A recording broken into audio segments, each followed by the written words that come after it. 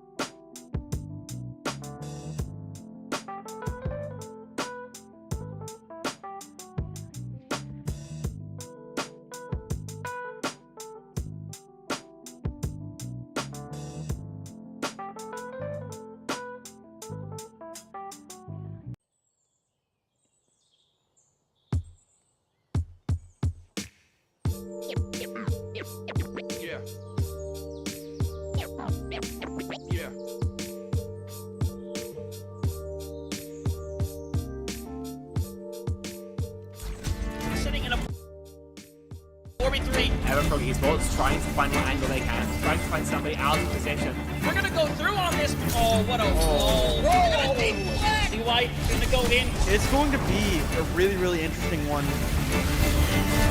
Oh my god. All of this competition could be so damn close, so I cannot wait for us to finally decide who's going to be the champion. We are expecting some chaos, some great moments. The Beast Mode has killed 3. Only gonna really need that Rampage, so it's gonna clear it out. Santi gonna get themselves a big old 4K. Oh. Santi's getting rid of 3, clearing out the house. That is crazy. Nunji actually kills 3 people. This team feels entirely different on this faster composition. Now Saga is hanging around, getting onto the high ground. Post bomb's gonna stick on the Linky. They're not gonna be able to survive it at the end of the day. They need to find a 3K. Rio shoving this Ana into a corner. Woo! One more for the road for Rio. That is all signs go. Melophobia with 3. Melophobia start the fight. They'll end the fight. Oh my god. Beagle Bus, they have to play aggressively into this energy. Popping off in a moment where you needed just that. Ruby in that backline. Oh, the flick. Looking for it. Oh my goodness. The 4th one as well. Do they get the ace? They get the ace.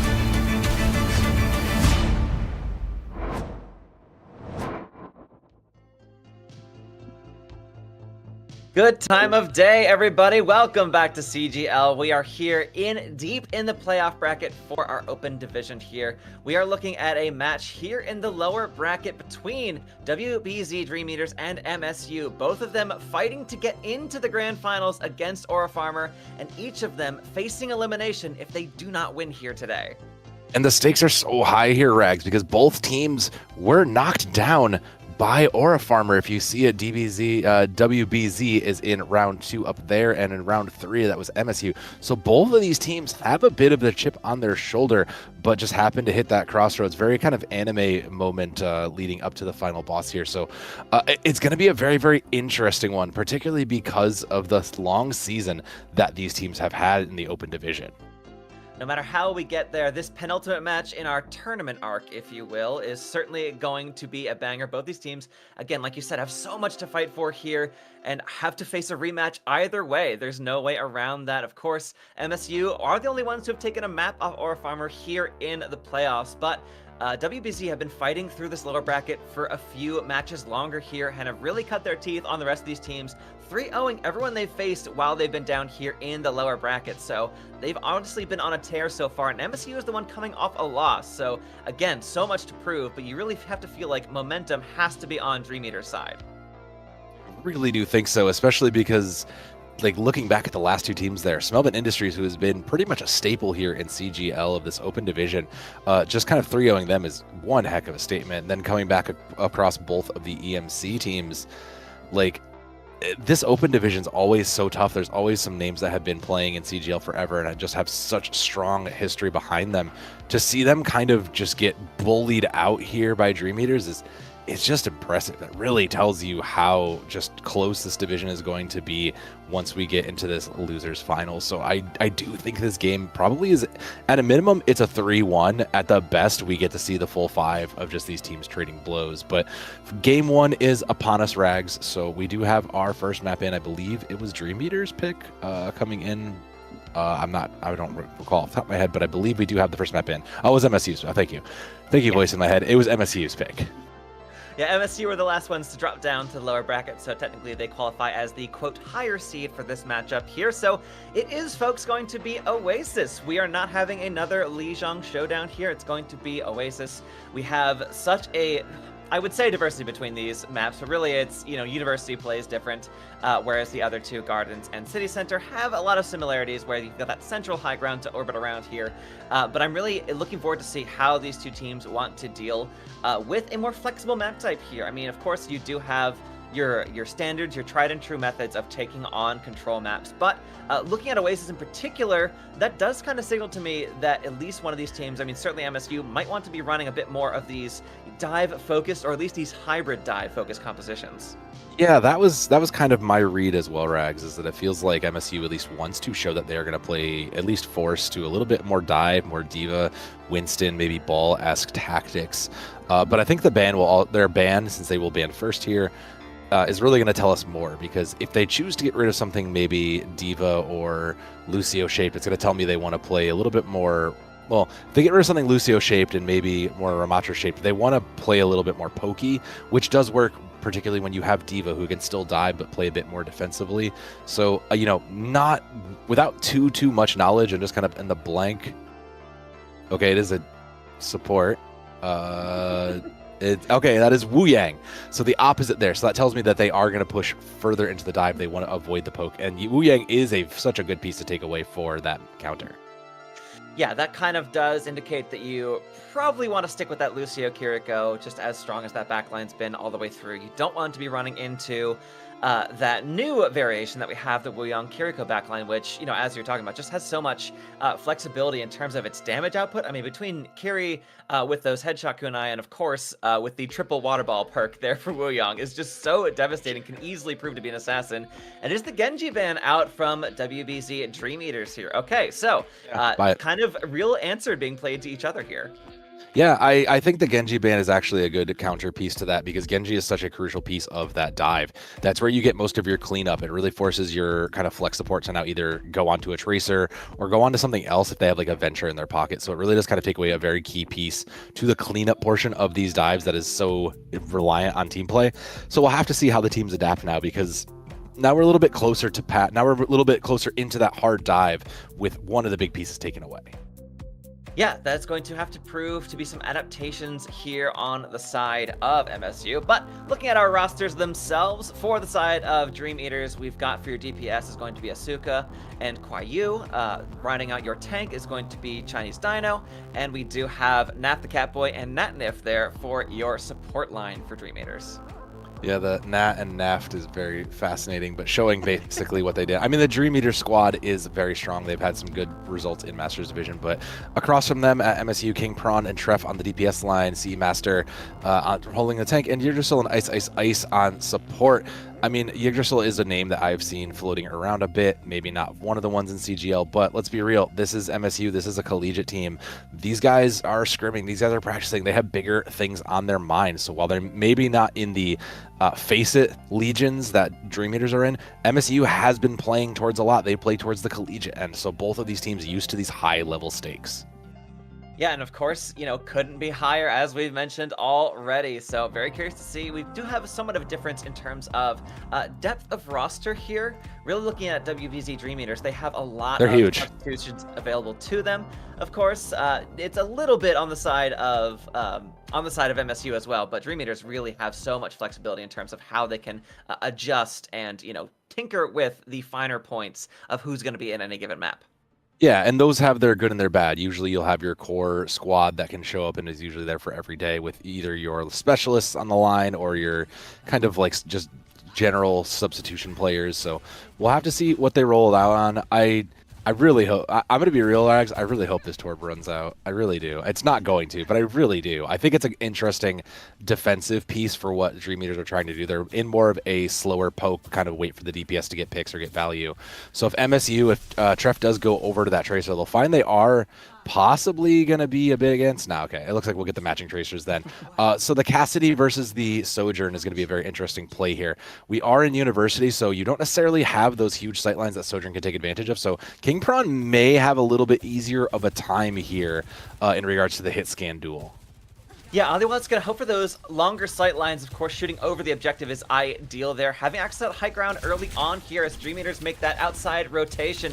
MSU are more than happy to play around in the back line, though, as Kwayu does have to deal with this duel from Treff. Very hungry for some supports here. Those squishy targets not going to be safe from a Tracer if this one has their druthers. So, yeah, King Prawn always looking for a target here on the outside flank, but point is being contested here. Seamaster makes way over to the objective. It is the Orisa here from Dino, is able to maintain presence, but for how long? As supports on the high ground, not a ton being gained yet. There you go. You finally do that flexibility as Natnif able to provide some healing, but not nearly enough. With that Nemesis form, Seamaster cleans up the Orisa, and the rest of the team is going to fall in suit. They do lose Treff on the backside, and King Prawn. All right, sorry, there's still plenty of damage coming through for your Dream Eaters, but again, without their tank, not much staying power. No, they're not going to stay. They're going to try to poke away what they've got. Dino just unfortunately kind of jumped a little bit too early into that. Maybe made the call to go and the team didn't fall. So maybe just a little bit of an early shake in that first fight. Seamaster has to play carefully, eating a ton of damage here as we have the re-aggression come through. Dream Eaters are hungry to get this point flip nice and early here. And again, Kwayu is in the back line doing some massive work there. That is Ice already blasted down with a solid boot there. You're still the only source of healing.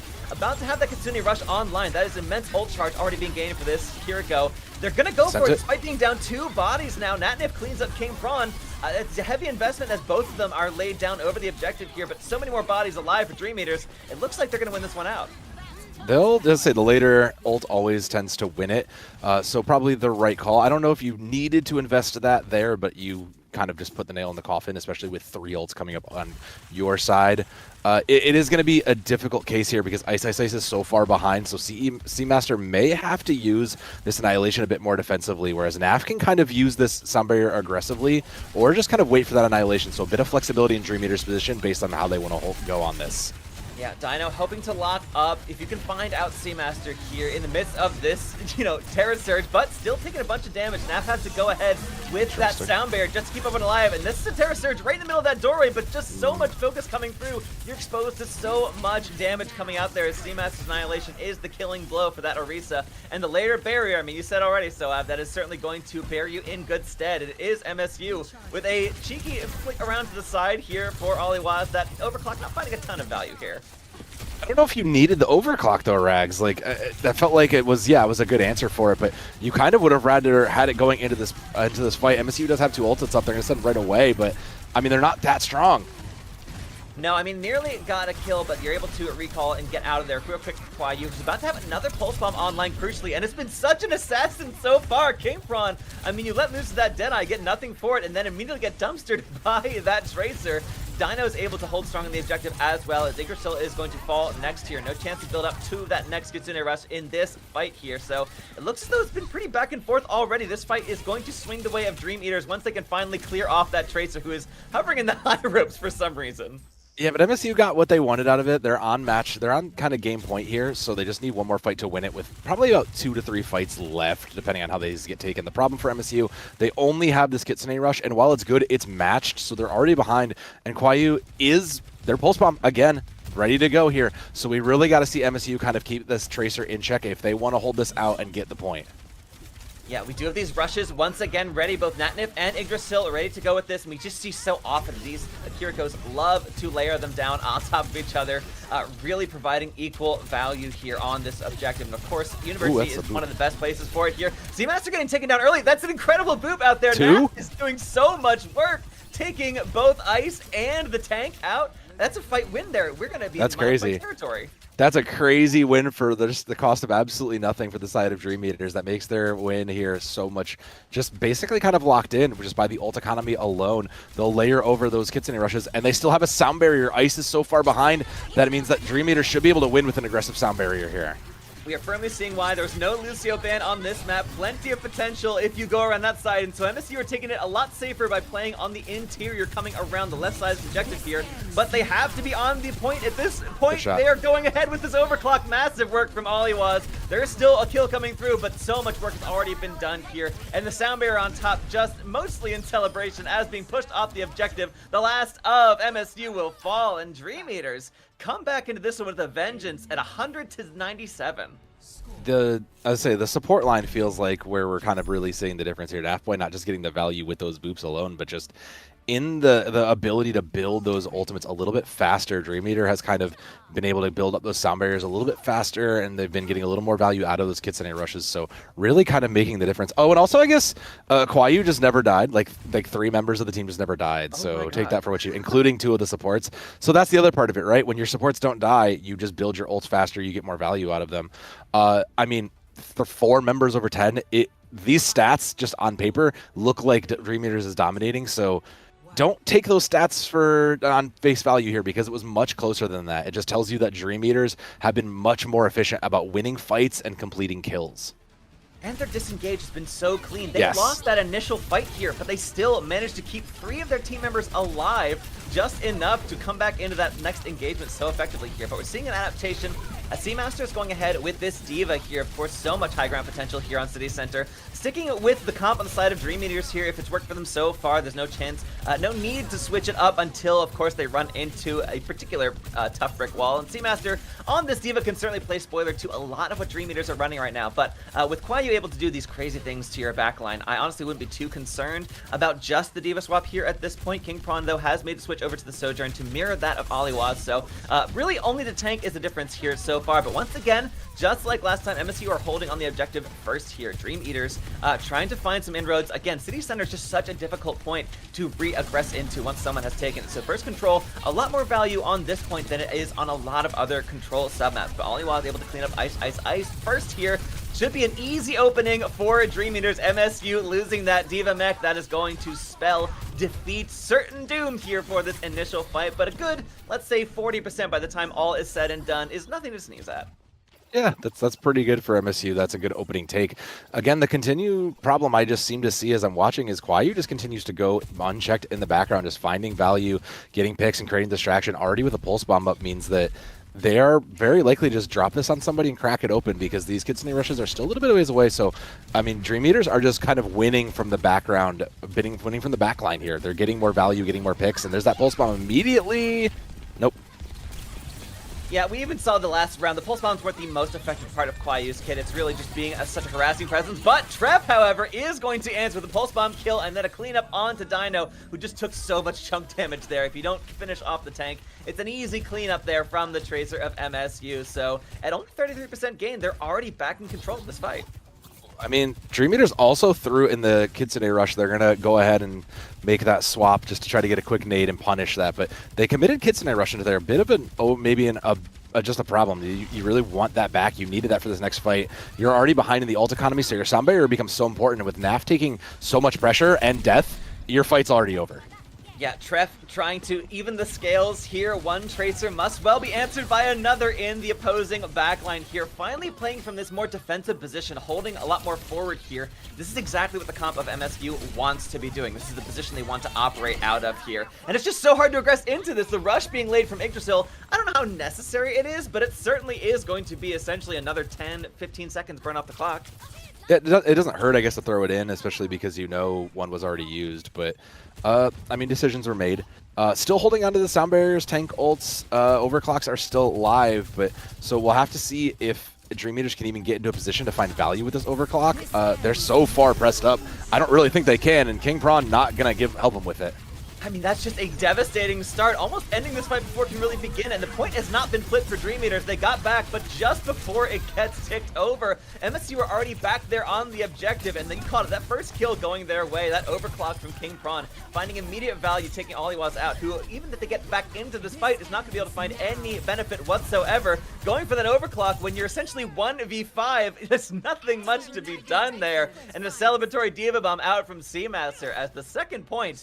I mean, that was a much more commanding effect from MSU. Well, MSU just won on positioning their Rags. Like, MSU just kind of, they took the first fight, lost that one, and then on fight 3, when they got back in control of the point, they just kind of never really let Dream Eaters get set up for anything. They capitalized the mistake of the Kitsune Rush usage and just kind of followed it up. And now that we're seeing some actual deaths and a little bit more balance on that, this looks closer to the game. So I think the question now is going to be, what do we do here in Gardens? Because we've seen if MSU gets the positioning with this Diva, they understand how to peel and dive and and follow up on each other. And I think that Dream Eaters kind of have to respect that. You can't necessarily just... You're not going to be able to outposition MSU here, so you're going to have to try to play for an error on their side. We'll have to see what happens when they both try to contest this high ground. Both teams sticking on their winning compositions from the previous rounds here. I do feel like Dream Eaters are still going to try and make this work here, forcing the issue, but Seamaster on this Diva, again, when you're able to play defensively and hold forward and just put so much pressure onto Dino, there's just so little that this Orisa can do that isn't going to be stymied by that D-Matrix, but Aliwaz opening things up with a headshot railgun onto Yggdrasil should be just the opening they need here, but MSU are already still back in this one. The Tracer duel on the outside of this engagement. Kwayu loses that one to Treff, who's really come alive in the last round, very much making their presence known here in the server as we are on Gardens, of course, and it is just such a difficult time for Dino to have to deal with all this harassment here at all angles. The Orisa cannot look everywhere at once, but it turns out one direction is all you need. Cleaning up Seamaster outside of that mech, Yggdrasil soon to follow thereafter. Despite getting a kill onto Aliwaz, is not going to be enough to turn things in their favor. MSU still seem like they have this one in control. No one's actually put the point here. No, finally Dream Eaters, they're back into it. They've, well, I mean, again, no one has taken this just yet. This is still being contested. This is still harassment happening all over the objective. Finally with Treff down, that'll open things up. Yeah, I'd say a bit of an intense fight there, but it had to be that way. Ult's now coming online, Treff leading the Pulse Bomb race here.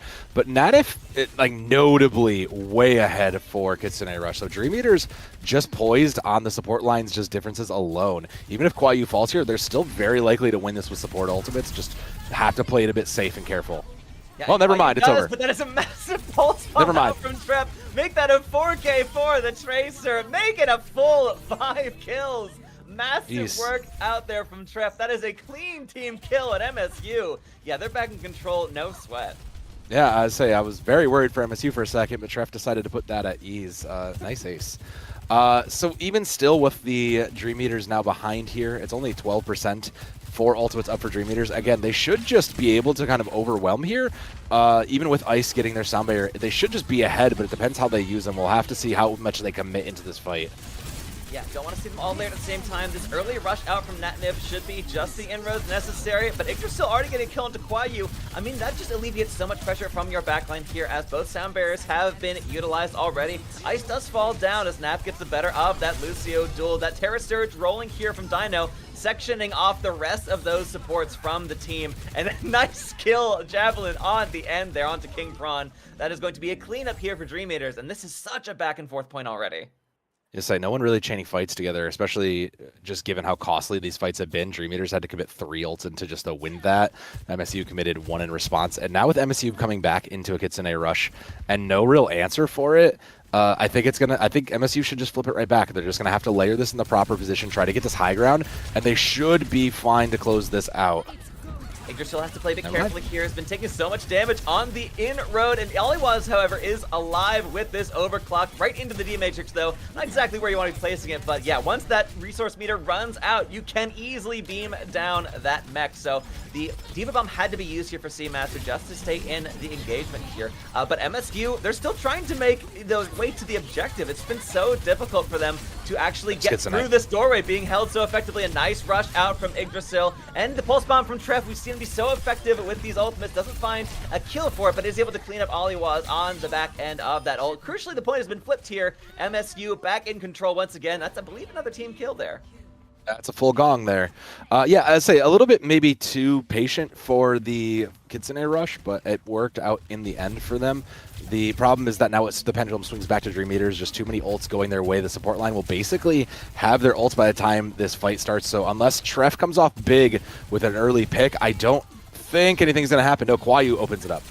Yeah, Ice was your closest ultimate on the board there, but now losing your Lucio, of course, puts the brakes on the rest of your composition, trying to rotate around. We're not fighting on the objective here. We are very much out in the no man's land territory, but Kwayu is able to clean up, this time winning that Tracer duel. They've really been taking blow for blow against each other in the entirety of this map here. Seamaster has access to that Diva Bomb as a remake, but no, that's an excellent rush, and Sound Barrier layered over here. They know they need to make this fight go their way, because we are ticking towards 95, make it 96% here for MSU. Yeah, it was the right call. You are on basically game point here if that falls. So going into the next fight, you did commit both support ultimates, so you're a little bit behind here. Ice has the Sound Barrier, and that means the longer fight goes the way of MSU. So short of any kind of insanity out of Dino, MSU probably likely to win this if this fight goes long, like how they try to make it go. Of course, if it goes too long, you have both DPS ultimates ready here for Dream Eaters, so MSU really want to make this one run their favor, but that is a Sound Barrier layered onto only 3 members of the squad here, but still keeps them alive, keeps pressure on for a few more moments here. We are finally trickling overtime for MSU. A Terror Surge kill onto Ice. That is a brutal start to this engagement once the ults have been spent, but King Braun is putting the rest of the team on his back. That is massive work coming out here with the overclock. Oliwaz able to clean up onto Seamaster, but both teams without their tanks. It is just the squishies here on the objective. These Tracers are able to face each other in such a duel over the course of Oasis, but it is going to be MSU winning it out on Gardens, and we'll take our first map. Such a close event all the way through, but MSU go up in the series. Very close, very back and forth. Both teams having their moments, and you can kind of see where this is going to go for the rest of this, and I think a lot of it is going to come down to these Tracers. A reminder that Genji was out for this first map, so that might be why we saw the intense Tracer duel as we did, but I don't know that either team's necessarily going to particularly decide that they want to get off of these Tracers just on how they were playing, because a lot of this fight came down to what happened, like you said, off of the main point. Who won the Tracer duel kind of helped set up a lot of these plays, because then that Tracer would inevitably build up their pulse bomb, you know, get a pick, get value, get on the support line, and really kind of snowball from the outwards in.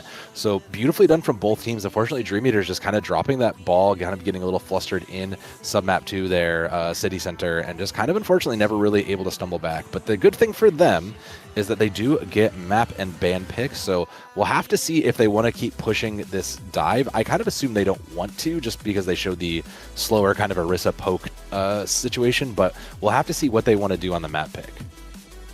Yeah, it certainly, I think, suits them best to run towards their more clearly rush dive style if they want to run that variant. That seems to be much more in their wheelhouse here. That Diva, I wouldn't say it was the defining factor coming out here for MSU, but it certainly was a linchpin of the composition. It was very vital to, you know, swing things their way. And again, that D-Matrix does such a fantastic job of dealing with all that harassment coming through, both from that long-range poke of the Sojourn, and of course the close range coming through from the Tracer. And essentially all that chip damage, all of that persistent pressure that Orisa is able to put out can be pretty easily mitigated, of course, whether you're D-Matrixing it or just getting away from it, just absolutely jumping on the boosters and running for the hills. So yeah, that is a really solid difference in terms of where they want to run things compositionally here. So I would be very surprised if they didn't want to take us to a slower map type here, because that dive seems to be fully in MSU's wheelhouse. I will say that MSU dive that they played was a lot more defensive. I feel like if we were to try to match that in something like a Winston or a Ball, we might find the advantage, because, again, that was a defensive comp that really wants to allow your DPS to shine, and it did that. It did exactly what you want to do. Like you said, Diva, lover or hater, you know, she does so well at preventing damage. She eats so much, and while Orisa can survive, it's just not going to work. It doesn't help that the Ramattra, probably the first choice, was gone, so we'll have to see how those flip back. I do think, Rags, though, that the D.Va might be on the chopping block for the side of Dream Eaters in this next map. I do think it was just problematic enough that maybe if you're not too worried about the Tracer duel, or you're not too worried about getting your Genji back, or worried about anything else there, that might be a hero you look to get rid of.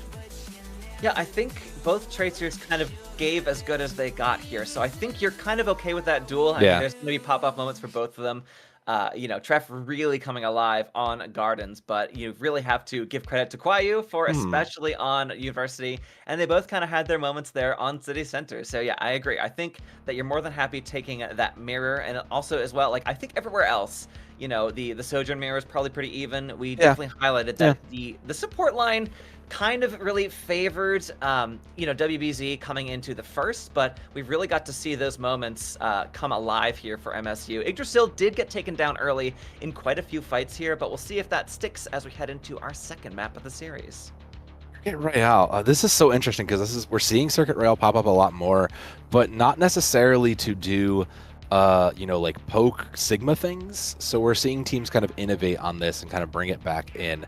You know, I know last night in the very, very late NA Diamond division, we saw a team come out on ball here, a ball dive comp, and absolutely just kind of put in some incredible work, unfortunately losing it. But, you know, that is all to say, Circuit Royale, you know, you think you come here to poke, that's not necessarily the case anymore. So I have to imagine Dream Eaters probably going to do similar things to the traditional Sigma poke we've gotten here.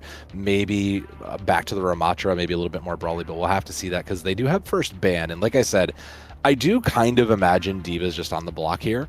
Everything else you basically mirrored, and you're probably okay on most of that.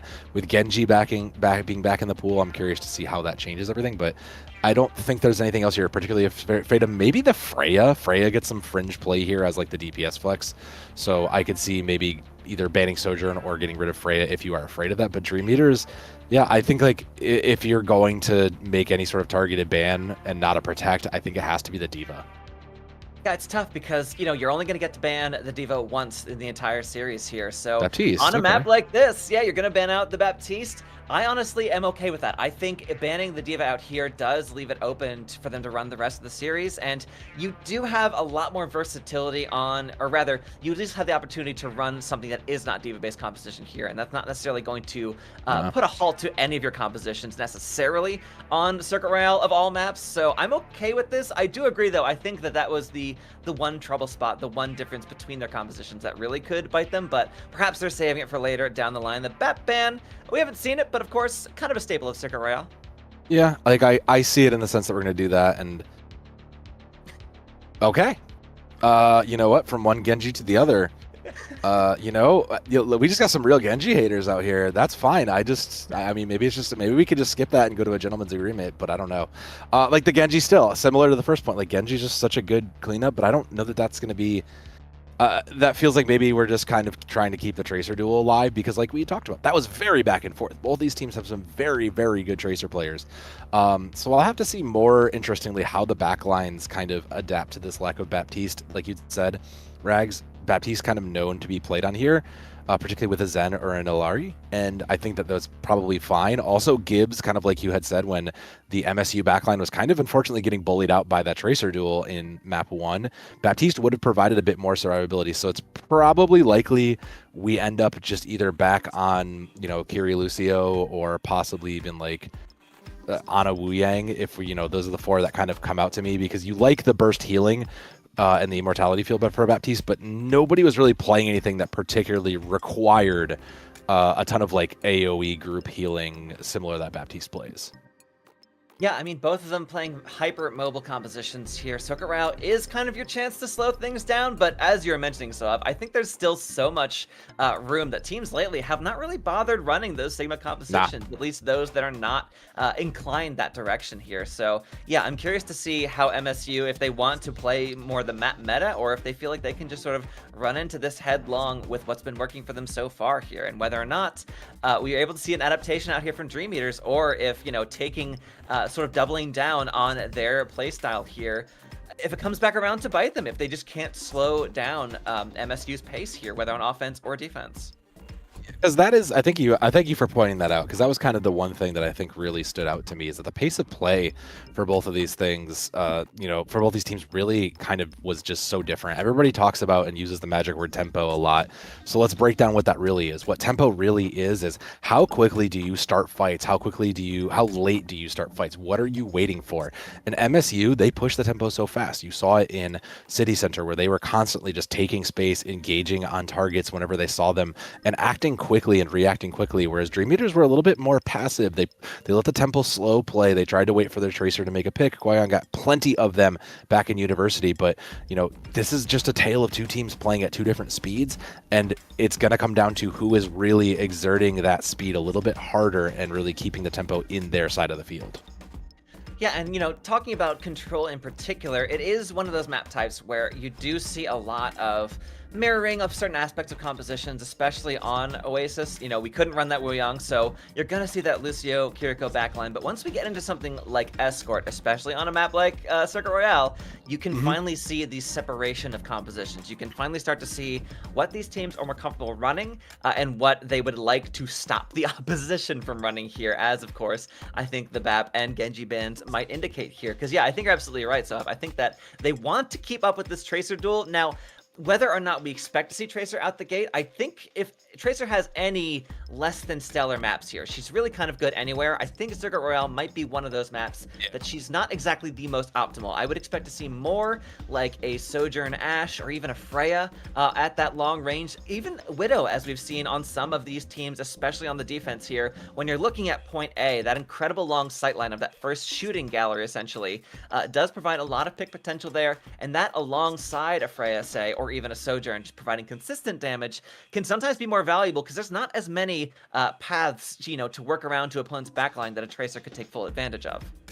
Yeah, I mean, I think you've kind of nailed it basically there. Like, there's not many small spaces that Tracer can get in and out of. It's why you really favor those hit scans. But in a world without bans, Genji's very good because they have the ability to climb around the walls to kind of take those different angles and kind of maneuver themselves into different places while also pressuring onto those hit scans and then keeping themselves safe with deflect or forcing attention, with dashes and forcing the quick turns around. So that's, if nothing else, we understand now why that Genji pick kind of makes sense. But like you said, I don't know that we'll exactly see the Tracer here. It's probably likely to stay on those Sojourns. And then probably my guess is because Freya's open, this is, again, one of those fringe points where you get to see not frontline Tracer, but what I like to call backline Tracer, which is just Freya, because she is so quick and mobile. She'll pop up out of nowhere, hit you with a bolt, and just kind of, you won't even recognize where it came from. So instead of the speed being in front of you, making you look, behind you, coming and making you turn your head to deal with it, it's very likely we'll see these Freyas who are just making you kind of look all your angles in front of you and just kind of making you wonder, where is the next shot coming from? Where is this bola coming from? And where am I getting chipped away from slowly over these longer angles? And I honestly think that could maybe play a bit to Dream Eater's advantage here. It was really their most difficult when you had to have Dino just staring all directions here. You had the Lucio, the Kiriko, and the Tracer all harassing you, as well as the Diva from different angles, which kind of proved to be their downfall. You really can't anchor as an Orisa in multiple. That's just not really a strength of the hero there. She's really focused in a directional capacity there. So I think that could honestly help play into Dream Eater's advantage. The Orisa is something that you could certainly run here. I don't see any reason why. I just don't see it very often on Circuit Royale. It's not very common, but yeah, if you want to stick with it, if they're determined to make this comp work, you could do worse. No, Rags, the Orisa was only there because we didn't have access to Ramatra. We would have much preferred Ramatra, who, even if though you can get swarmed on different angles, you just have more ability to kind of protect yourself. The Nemesis form is so much better. That's actually going to be the question mark to me, is does a team like Dream Eaters pick up the Ramatra now that that ban isn't there? Because while we've talked about being the home of Sigma, while Orisa does have a bunch of stability, Ramatra has become kind of the brawl poke tank of choice.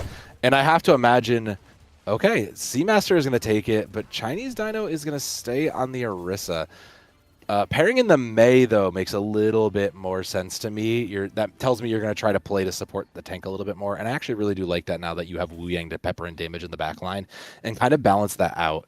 But MSU is playing over with the Freya that we were talking about, which is kind of what I expected to see. So a lot of, the plan of defense here is a little bit different. You have Dream Eaters trying to play on the front lines, while MSU, they're just going to sit back and poke. So two very different comps that might actually just favor MSU here out the gate. We'll see if Dream Eaters want to stay on it after the first fight, because they might find the Mei just gets absolutely no value around this first corner. If I'm wrong, but I think it was the Wuyong and Genji ban last map, so the Ramattra was technically in play. Oh, well, he was. You're right. You're correct. Just what Dream Eaters wants to run, it looks like here. So yeah, I also am a little bit surprised to see it. I mean, on the defense, I do favor it a bit more here, whereas Ramattra, I think you're absolutely right, has so much more value offensively here, having the flexibility to work in this up close and poke capacity, and this is already such a strong rollout here from MSU. King Prawn on this Freya, doing so much work, cleaning up Oliwas. That Sojourn honestly can't answer as much when you have that Freya in the skybox and able to just play that momentum game that it's just so difficult. But Natnif and Kwayu are not out of this fight here, which means we are still fighting this for Dream Eaters. We've seen MSU already disengage at this point. Yeah, I mean, they'll just give it the space. They kind of gave it up at a difficult point. You would like to have you know, the positioning past this first corner, but considering they didn't feel comfortable going into it, it's fine. Oliwa is going to match the Freya. I'm not crazy about that, but it's fine. That's kind of not the change I wish we'd have made, but we'll see if the Mei continues to get value here, considering that now they are past the worst of it, and they have the angles, MSU, actually in the better position to cap here.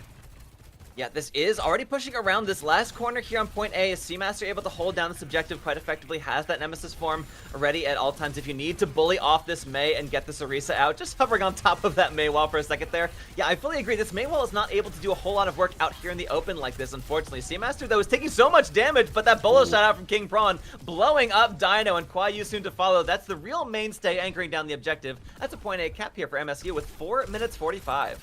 Again, their aggressive style to just push the tempo and really kind of bring the problem to the Dream Eaters has worked in their success. And look at how high they're pushing now. They're already taking the top corner, assuming that they're just going to be able to get it around with no contest.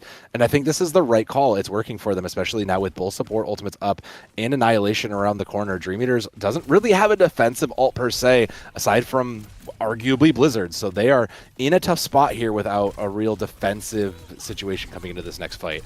Yeah, this is already matching what we kind of expected here from MSU, considering our first map here. They want to have this close hold, they want to put the pressure, but this tempo coming out here is going to be that rush from Natnif, able to surge them forward, but both support ults spent here for MSU, but losing Yggdrasil and Seamaster early on, that's a massive investment of your backline ults for essentially no gain whatsoever, and only spend it, well, it's a pretty big spend here for Dream Eaters, but still, those support ults are kind of what you want most here for MSU.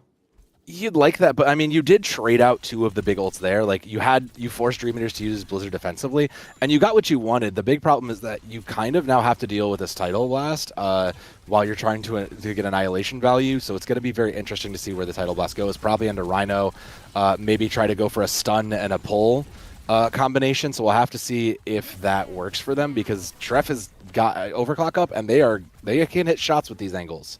It's just the difficulty of dealing with that Mei wall and, of course, the high ground here. But the rest of Dream Eaters just decide to disengage from this fight in the point. Once the Overclock runs down, go ahead with Dino on that Terra Surge on the objective there. But the Annihilation from Seamaster in response. King Prawn falls down, going for that Bola shot. I don't know if that connected anywhere. Didn't see it come through here. But Oliwa's about to have one of their own as Dino gets healed up just a bit here on the objective. That Tidal Blast, crucially, still in reserve for Dream Eaters. Yeah, that is huge, considering that was, again, you're probably closest to defensive tool you have coming on. There's a Bola up, and coming into another Kitsune rush, Dream Eaters just have the economy in their bag this time, so MSU probably a bit of a slower push, considering they're coming into this literally uphill. They don't have the positioning, they don't really have any ults to get, so it's going to be a slow push just to see how many ults they can get out of Dream Eaters on this fight.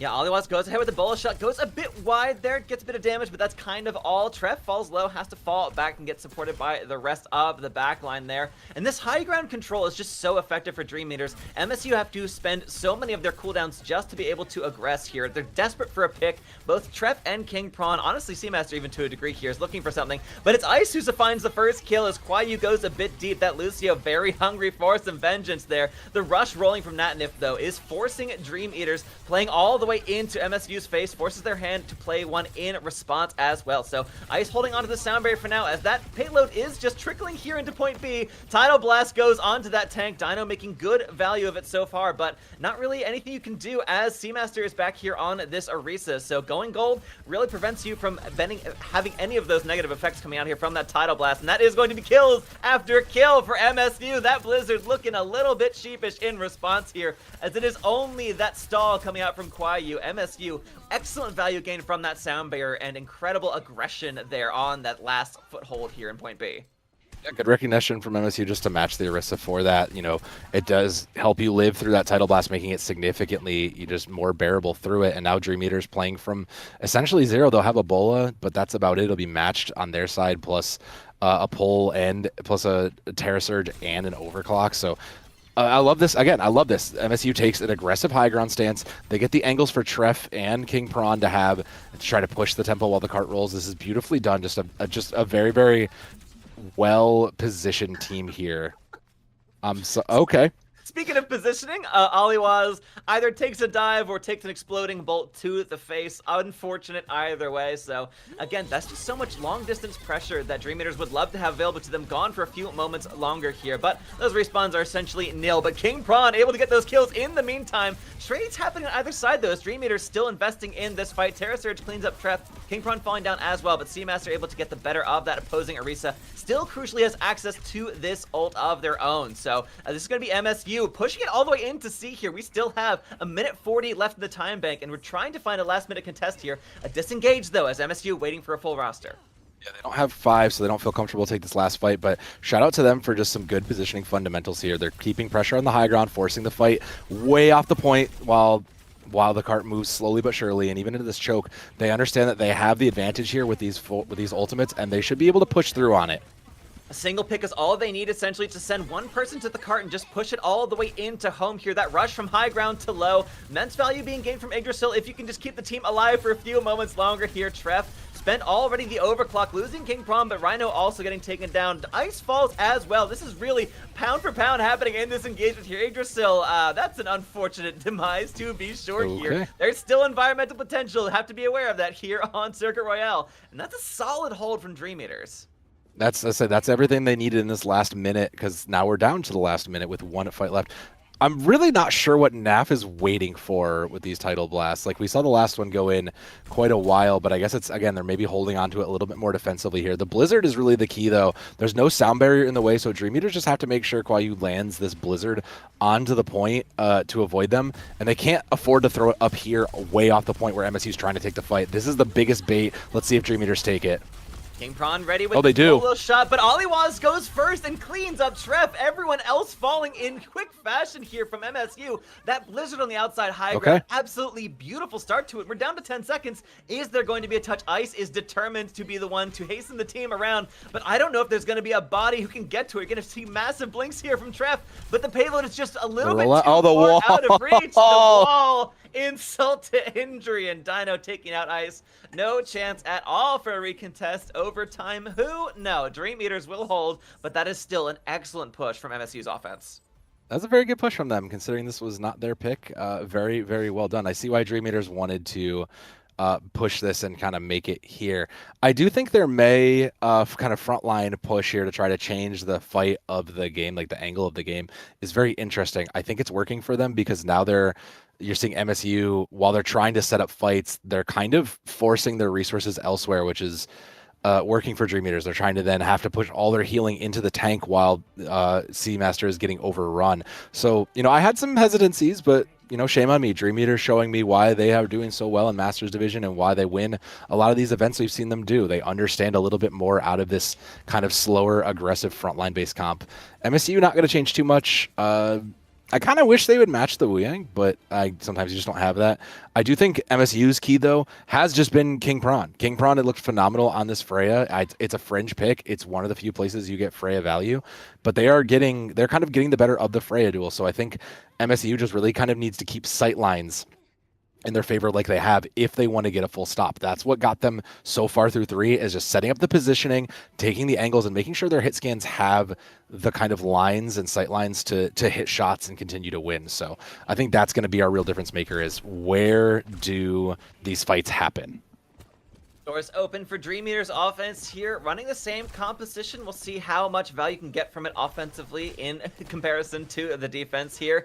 MSU also, crucially, sticking with this Orisa pick. Seamaster wants to be able to mirror this damage and support output here. The incredible value that protected barrier can certainly have at different points here. Being the one shield available to your tank, of course, here in Overwatch 2 is crucial here, especially on the defensive side of things. So Seamaster still finding plenty of value in that, but a solid push coming through already. This first straightaway essentially being conceded to Dream Eaters and getting that first kill. Treff on that Sojourn, unfortunately, just has such a tough time dealing with that high-flying Freya coming out. Aliwa is getting 2 very much in the bag here, and so that is a full retreat being gained by MSU, and losing Seamaster on the disengage. This is incredible aggression, excellent positioning out here from Dream Eaters. They're going to be essentially uncontested as they roll into point A with what looks to be over 5 minutes. Yeah, 5:20 in the time bank.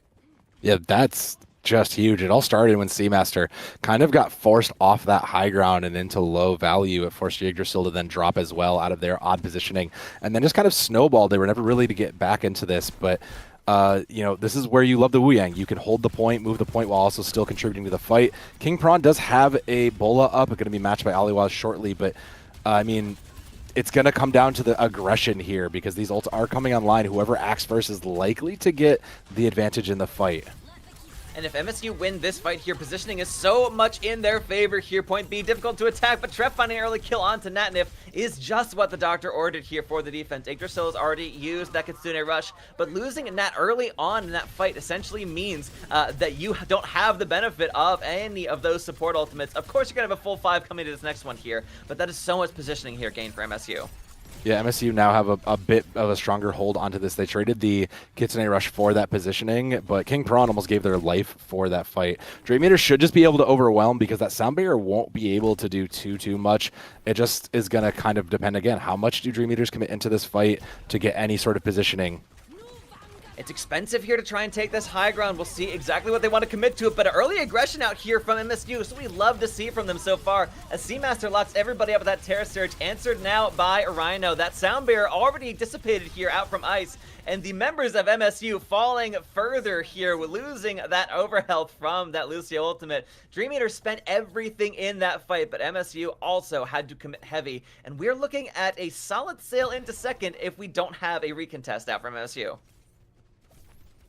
By the shadows through the wall, there will be. Treff has to be the hero here, but I don't know. This is kind of the only chance they have, and overclock is up, but never mind. Yeah, that's done. Yeah, Naf just able to spot out that Sojourn with the wave as well, cleaning up Seamaster in the back end of that. Bit of a called shot out there from the Wuyong. Naf has proven so effective on this hero that I fully agree with you, Soap. I would have loved to see this out from MSU as well. Yeah, I don't know. Maybe Ice just doesn't have the Wu Yang. I know I don't in my pool yet. It's still very tough, but I mean, the Wu Yang has just been such a difference maker amongst the comp. I do think that MSU are getting value out of the Lucio in the sense that they're aggressing and taking fights sooner, but not the kind of value you really want here. They're going to match the Mei. Treff going over to the Mei as well. Yeah, if you can't beat him, join him.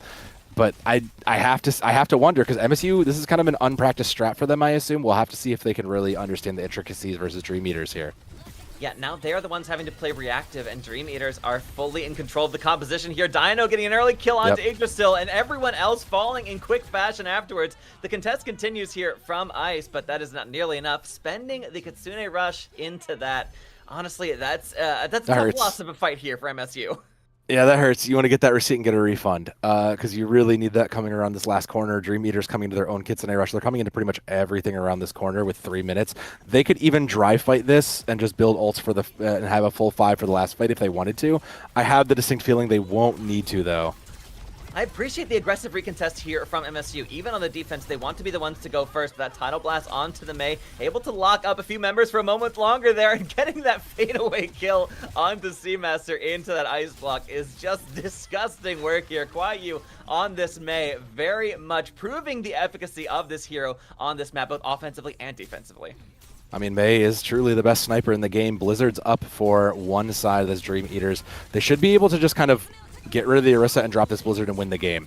Should be that easy. Seamaster going into that surge with so little health already, and Dino is just able to clean up the kill. But the entire team there benefiting from these few last remaining ultimates being spent. That Blizzard from Treff, they will not be able to see themselves. A team kill as Dream Eaters sail into point C. They will full cap here on Circuit Royale, very much making their map choice go their way, and we are all tied up at 1 apiece.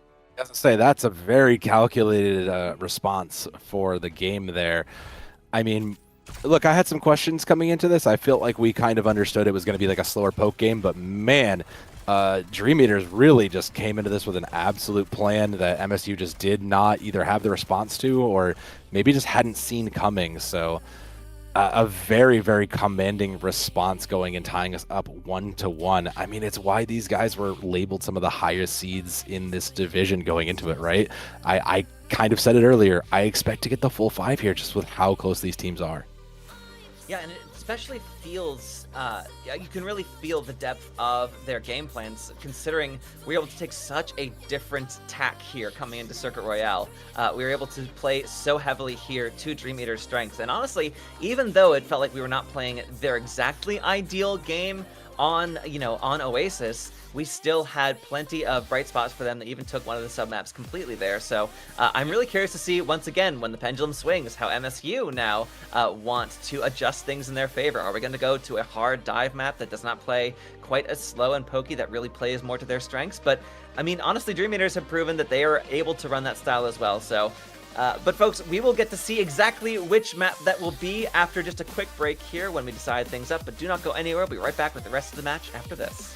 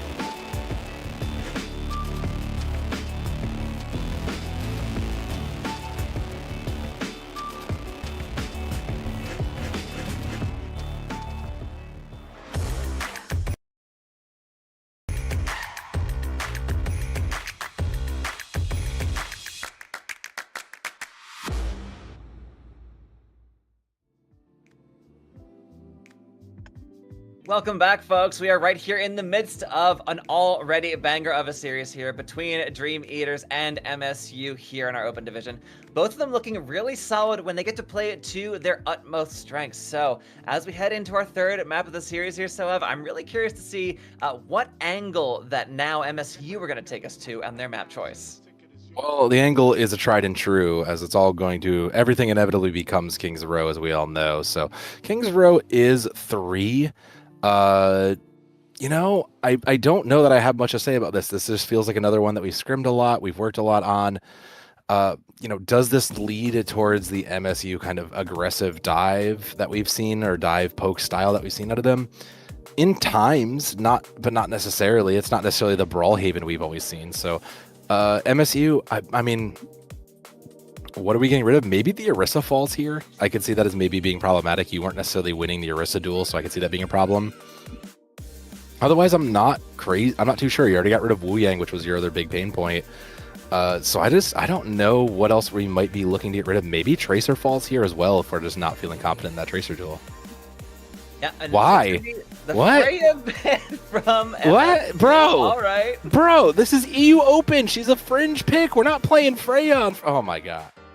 All right. Well, I need a moment, Rags. I need a moment, Rags. Enough of a pain point that I guess that's going to be it for the Freya for this next one here. I do agree, though. I don't think we were going to see the Freya. I mean, it didn't seem to be the sole linchpin, you know, deciding factor in Dream Eater's composition. But I guess if you are playing that scared of it, might as well get it out of anyone's hands. Yeah, okay, there's the Diva out of Dream Eaters. That I buy. Yeah. Dream Eaters actually had a big problem against the Diva, and considering your 1-1, this seems like as good a time as any to get rid of a place where Diva can do so much for MSU. That Freya is just staring in my face, Rags, and it's just reminding me that I truly don't understand what happens in Open Division, but I do know that we are on King's Row, and I do know that Dream Eaters will probably be the first attack, are kind of just in the better position at the end of this ban state. Everybody practices Scrims Row, so I don't think that leads to anybody having an advantage, but I do think that forcing MSU onto something different outside of their comfort Diva pick, that where they found success on map 1, definitely gives them a tipped scale in their favor.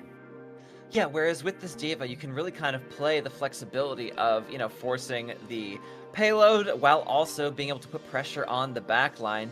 Now you kind of have to rely on a tank that does essentially one of those two things, but not the other nearly as effectively as that sort of generalist that Diva can play here. So yeah, I think, you know, in terms of bans, I think you very much have to favor Dream Eater's decision here, but I don't know, if I want to get my little tinfoil hat on here, maybe you don't want to have to deal with the Freya because you're looking to run like an Ashe or a Widow in particular here, sure. But I agree that the Freya was not the pain point. The Freya was certainly difficult to deal with here, but I honestly would rather have the band like the Mei, for example, here, because that was even the Mei absolutely devastating. And on King's Row, that's a Mei's playhouse.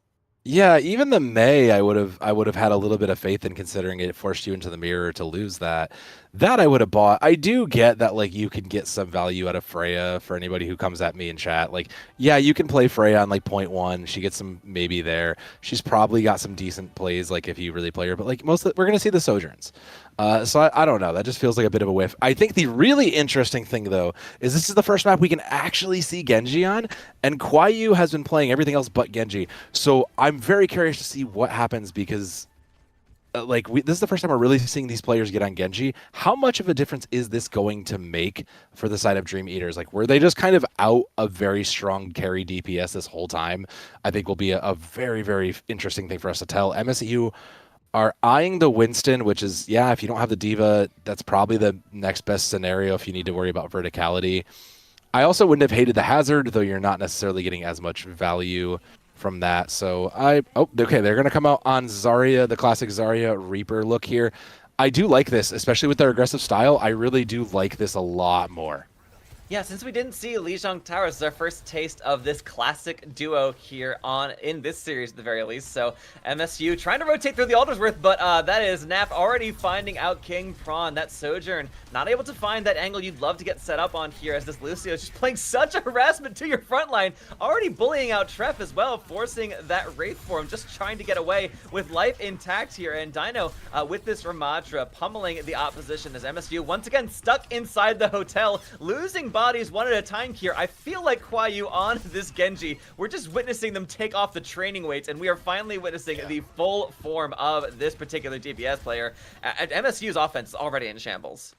Yeah, I mean, there was a bit of a slow fight. I think we tried to sound barrier, got caught out by the field, and unfortunately I just hurt everything. And Kwayu already halfway to a Dragon Blade is kind of what I was thinking we might see here, with Genji being out the first two. So still in the neutral, Yggdrasil does have a little bit of an advantage in the Kitsune rush fight, but probably not enough to really swing it here.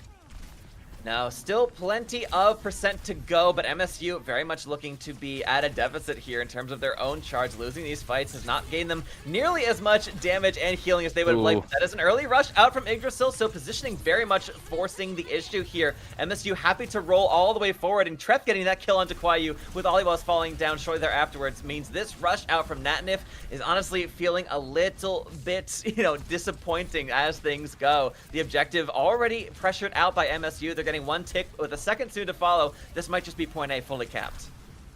Yeah, I don't think we're going to get a recontest.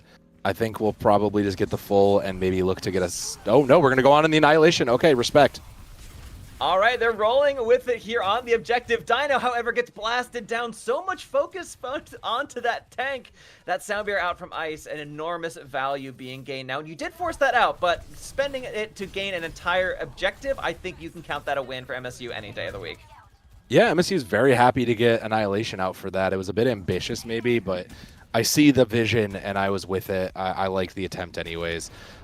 Dream Eaters do have 3 up, including the important sound barrier. Ice used it in the previous fight, I believe, so that's why they are rotating around. So Dream Eaters just ahead in the defensive end as well. We've also not seen Kwayu pull that blade, so we'll have to see how much value it gets, because, there's with the trading of ults, I do kind of put my money on Kwayu here. Overclock for Oliwas on the high ground, has to find an actual position there, but that grab locking up the remaining members of Dream Eaters who do not make that rotation all the way through. Naf crucially there with that sound barrier, so the team is sustained in this fight, and it is just enough to circle around and clean up the aggressive force of MSU, who are holding so close that now there's so much room to be gained here for Dream Eaters defense. Yeah, they've got a lot of space to take. They can hold this choke point, and additionally, the high ground, you can see the Lucio, the 2 waiting up there for anybody who might accidentally poke into the window. Still both DPS ultimates as well for MSU, though, so the right positioning and the right angles means that they just turn this fight. Yeah, Treff is looking directly at those squishier targets, but instead drops it onto the objective. But a massive deflect out from Kwayu turns that Death Blossom inward there. Petals wilt falling all over the objective as MSU just once again stuffed all the way back into spawn here. As you're holding closer and closer, this doorway, this little archway, is perfect for Dream Eater's current composition to hold. Yeah, they can pressure into those choke points so easily from a distance and hold not just the low ground but the high ground. But Yggdrasil's Kitsune Rush is probably a different speaker. They probably have to commit it early here. Never mind. They can commit it whenever. They probably don't even need to commit it. They've got the fight won, essentially. Yeah, I honestly would love to see Yggdrasil hold on to that here. You can easily clean this fight up when you're down Oliwas, who provides so much of that long-range high ground pressure, and crucially, yeah, they do hold on to it here. So excellent control out from MSU, cleaning up Naf at the very end of this one, as well as Natnif. Yeah, that's just, that's a bit of a celebration kill there. Think what you can get. I do think that just looking over the compositions here, because we haven't made many changes to this, I do think that MSU just have the higher damage comp, with particularly with Seamaster just coming in and building up so much charge, versus Dream Eaters, who are still kind of playing for the DPS to work here. So I think with this being MSU's pick, this is they kind of got everything they wanted out of this into this fight. I know here, ready to contest with this Annihilation. The cart is just sailing into point B. We finally have that contest come through. I'm just getting a little bit nervous Good here sound barrier. in these matches. That sound barrier out from Ice is going to sustain them for a few moments longer here as Dino's health just dwindles away here. Again, the second you pop that Annihilation, MSU just fully direct your sights onto that Ramatra. No benefit essentially, not able to defend at all while that ult is rolling here. And able to get so many kills here. King Prawn, Yggdrasil, and Seamaster as well, all getting their hands in this pie. That is going to be a point B cap with 2 minutes 40 in the bank. I say that's the one thing I do continue to applaud MSU for. Their like target calling and target selection and completion is just so on point. You'll see so many people just get in on kills, so many additional assists because you can tell they are making sure to focus out. But going to the next fight, they also have the ult advantage going into this, so Grab Blossom is very likely to shut down this Kitsune rush. Yeah, this Reaper Zarya has already proved to be so effective. Went for the Death Blossom, did tref, but didn't see a ton of value gain. Plenty of damage came through, but it did force out that Kitsune Rush, which you might count as a win here, considering how much of a time bank you have to work with here. But Dream Eaters, crucially, do not leave a single soul alive as they get a solid team kill clamp this fight. 2 minutes isn't nothing, but it's also very holdable here for Dream Eaters. Yeah, they live for the gong. They crave the gong there. NAF is holding on to Sound Barrier here. It's gonna have to get used for grab. So NAF's survival is very key to Dream Eaters holding again. Never mind. For King Prawn and NAF, not able at all to use that sound barrier, at least not for another 10 seconds or so. Of course, that Lucio is going to be out of that spawn as quick as anything, but with very little people left alive on your side to benefit from it, King Prawn goes up and a down under smack on to Kwayu. Just dies again? Into point B. NAF, this sound barrier, I mean, talk about just not being able to That's crazy. use your ult. Oh, the choke of all chokes. That is deeply unfortunate for Dream Eater's defense. Ended more with a whimper than a bang as MSU roll into third pretty much clean and free once they got past that second corner. Yeah, that's actually kind of crazy how MSU unfortunately just never got to use that sound barrier. I mean, lost it early to the overclock, which I mean, that's just, you got punished for being out of position. It's hard to really say anything else other than that because there's no reason, even if you're looking just to support your tank, like, you know, you have sound barrier, you need to play a little bit safer. So punish on the positioning there. And I mean, that's kind of what happens sometimes. You lose on something fundamental like positioning or on where you're sitting, and that just kind of costs everything else. The second death also was just a bit painful. So MSU, I mean, a great push, great distance traveled on their comp, but it seems like Dream Eaters just took them a little bit to kind of come together, figure it out. They even swapped over the Reaper initially, but now Dream Eaters, they're going to keep the Mei, and we had talked about the Mei actually of, you know, well, why the Freya? Why not, you know, the Mei might have been a problem. Mei was a bit of an issue. Well, I mean, Genji came out for Kwayu, looked fantastic, but the Mei's back, and I think that may be something we might be you know, just maybe a little bit sad about in a little bit here, Rags. Like, especially if this Mei just kind of walks right through MSU and, again, creates the problems in a very frontline important comp. They're going to be very, very sad about their ban choice eventually.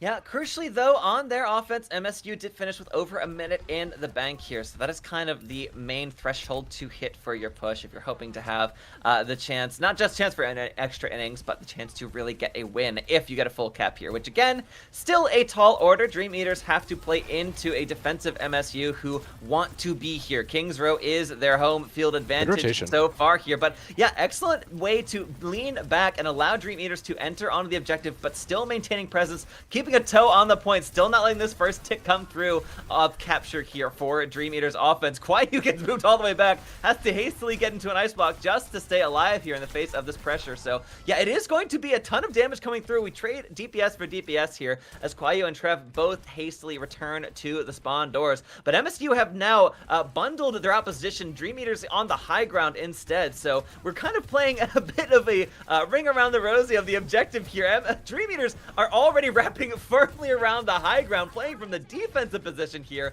as they're just trying to force these bubbles out from Seamaster and try and nail down that tank. If they can get the Zarya out of this engagement here, that is so much defensive utility that you would really benefit from on your Reaper or your Lucio. Oop, you do so much damage. Trev, dangerous there, just able to Wraith walk away. That is the rush being layered onto the objective there. Natnif and Yggdrasil both using their Curie ultimates, so we are trading here, but that is 2 ticks nearly the the third gained here. You cannot leave this objective for a second if you're MSU, and with losing Dino in this fight, that should be just enough to hold the door here. It was a near thing, but they did hold not a full cap already.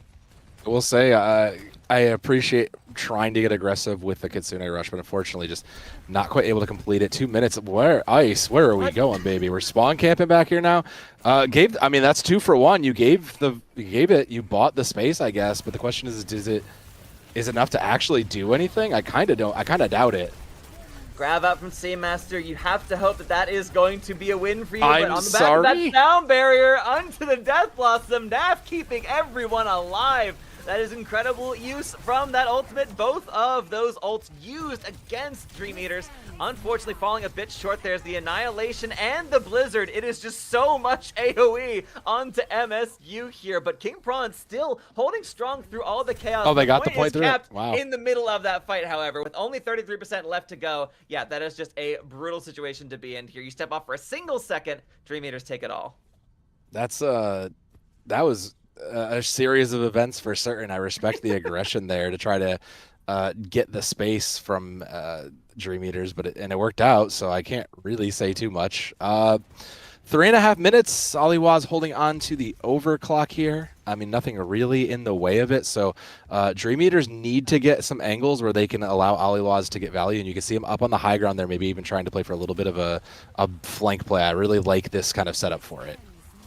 Yeah, again, both Kitsune rushes, keeping pace. Okay. Here, Dino's able to clean up Treff, who goes in deep, but pays for it with their life. Aliwaz as well, though, is taken down. So Dream Eaters are still able to hold strong defensively, or rather on their offense. Here, MSU are still maintaining presence. You do have to worry about Seamaster building up towards a solid amount of charge, but holding this corner is a crucial state here as, yeah, Dino really able to hold strong on that with this shield up from the Ramatra. And of course, any closer that you've got, you know, Treff falling into your arms, that is going to be a Nemesis form rolling through, and that is another cleanup once again. Treff just goes a little bit too deep. That Maywall doing a lot of work to mitigate some of the value here from this Kitsune Rush. They do eventually break it down, but that's still half its duration essentially burned away there for the expense of just a single cooldown out from that Mei. Kwayu already proving a ton of value here, and about to have another Blizzard online to clean this fight up at the very end, if they even need it. Seamaster and Ice already falling here at the hands of Dream Eaters should mean you need to spend nothing else here to clean up this fight. It's just the finish up onto Treff,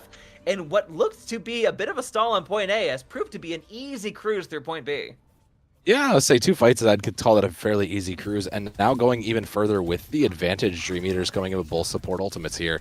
And then plus Annihilation and Blizzard, like you said, there's so much AoE control on this team that it's going to be very, very hard. MSU can't afford to rush this. They need Sound Barrier, and they need Grab Surge. They're not going to get it.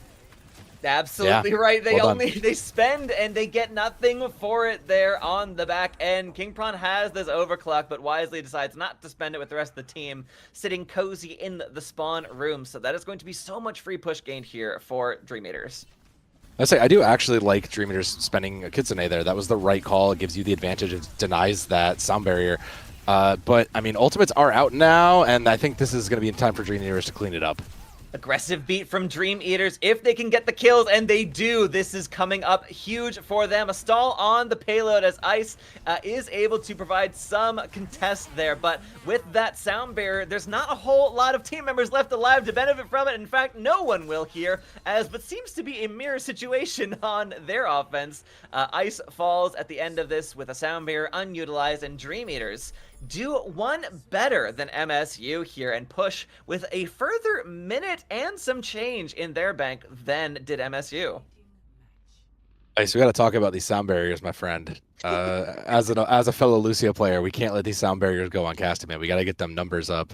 Because that is the second time that towards the end of the map, we've seen a sound barrier ready to go and unfortunately just never get used for reasons. We'll just call them reasons. So I think that speaks less to MSU's, like holding back and more to Dream Eaters' aggression. We saw them play very passive in the first couple maps and kind of take it a little bit slower, but we're seeing them now kind of step on the gas and kind of push things. They recognize they had the advantage and sent in the Kitsune Rush there. So, and same thing on the point here that you see how much space they're taking. It seems like Dream Eaters have just kind of recognized what the pace of the game wants to be and decided, okay, MSU, we'll play your pace and we'll show you we're better at doing so.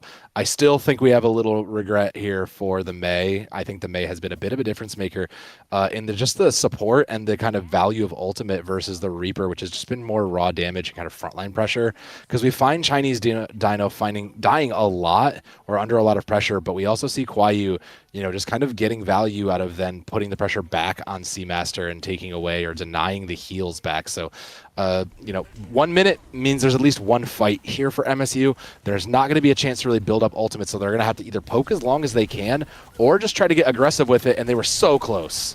Yeah, Kuayu, perfect timing on that ice block there with the wall to lock up Seamaster. I mean, talk about turning a bit of a loss to a win. You almost lose your Mei, but clean up the opposing tank. I mean, that is phenomenal value being gained. Excellent positioning, but losing Dino here, that is such a long walk back for their matchup. So the rest of the team are doubling down on this aggressive hold here, cleaning up as many as they can to lengthen the length of this fight here for the opposition. If they can get their tank back in, they should be okay.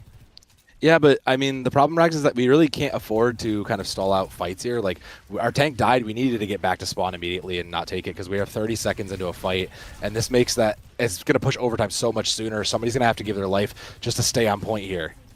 Treff falls low, is able to drop down to the objective because, of course, that's where the real fight is happening. Chinese Dino is back in the fight, though, cleaning up Seamaster. That's, again, losing your tank first, essentially, in these fights for MSU. That is a brutal way to kick things off. An excellent target acquisition here for Dream Eaters. That Maywell just able to lock up so effectively. Treff is going for the last-minute contest, dropping down from the high roads, but, of course, the rest of Dream Eaters can spot out that Reaper. And, yeah, getting booped up into the sky and finished off before you can even touch down. That's a bit of a clipping of the Ravens' wings, and so a full hold on point A. Again, they only had a bit over a minute to work with here, but still, that is incredible value. The worst you can do is draw for Dream Eaters.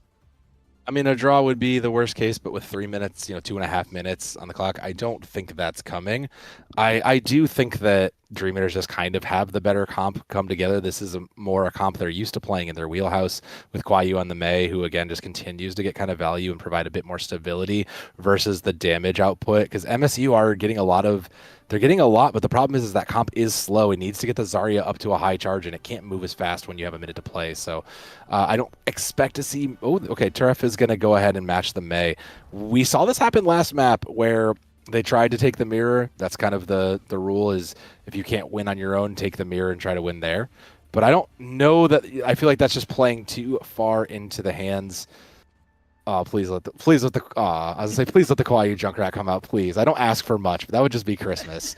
We're never getting that though. That's fine. Yeah, I just think that kind of now that we're in the mirror, Dream Eaters just have the better situation here. They also have a lot more win conditions because it's either Blizzard or Annihilation or Kitsune, which is 3. So I think Dream Eaters, again, they have the time to poke, so they have the time to build ults. All they need to do is build 5 and win this out, or just play until they get a good pick and punish MSU's mistakes. So a lot easier win conditions for Dream Eaters to close this map out than MSU, it looks like. Yeah, all they need is 33% here on the objective. You just need to keep your feet there for a few moments and keep the opposition away. So this is honestly an incredible, strong condition and position to be playing from if you're Dream Eaters here. That railgun essentially holding steady at 100% charge. Aliwa is able to build up towards these rails with no problem, but Seamaster with the poke from afar, able to take down that Sojourn before you can really get any value of building up those rails. So a solid attack here from the defense, playing this aggression here and able to rotate around. They've been really good, MSU, at rotating back around the hotel here and playing their cover so effectively. Of course, utilizing the Ramatra shield whenever necessary, but this fight is still ongoing as Dream Eaters pushing around into the backline of MSU here. That Maywell trying to keep any contest come through as Ice is able to get back into the fight here, but Seamaster once again opening things up, this time onto Kuayu, should once again put this very much in MSU's favor, and we've already burned essentially half the time off the clock here, and Dream Eaters have gotten almost nothing for it, but a good bit of ult charge. I was gonna, applaud Dream Eaters getting in and out, but there's still a lot of time to be had here.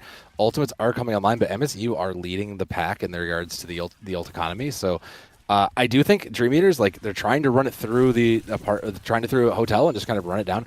I think we need to play for the positioning. Just let's get Aliwaz out of the way, because right now with Blizzard and Annihilation coming on, if you're tracking remotely well, you don't win this fight. You need to play for some sort of an advantage here.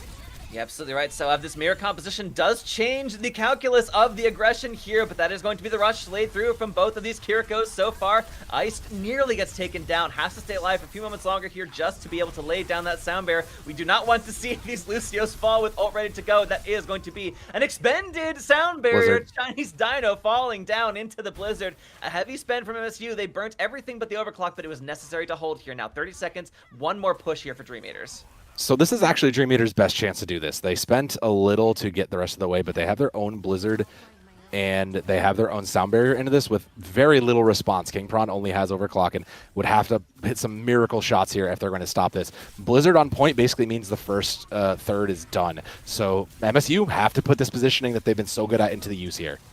Yeah, they're holding high ground for now, but you do have the drop down to the objective from Trev here. But again, this sound barrier can sustain you. The longer this fight goes on, there it is, laid over the objective. Only Natnif doesn't benefit from it alongside the Blizzard. That is just such an incredible lockup here. You really spelled it out. All the ults you need are a simple Blizzard and a sound barrier to sustain you through it. And that looks as though that will be the finish here for Dream Eaters. MSU, on their own map choice, fall down in extra innings before the might of the team in blue, who go up to match point.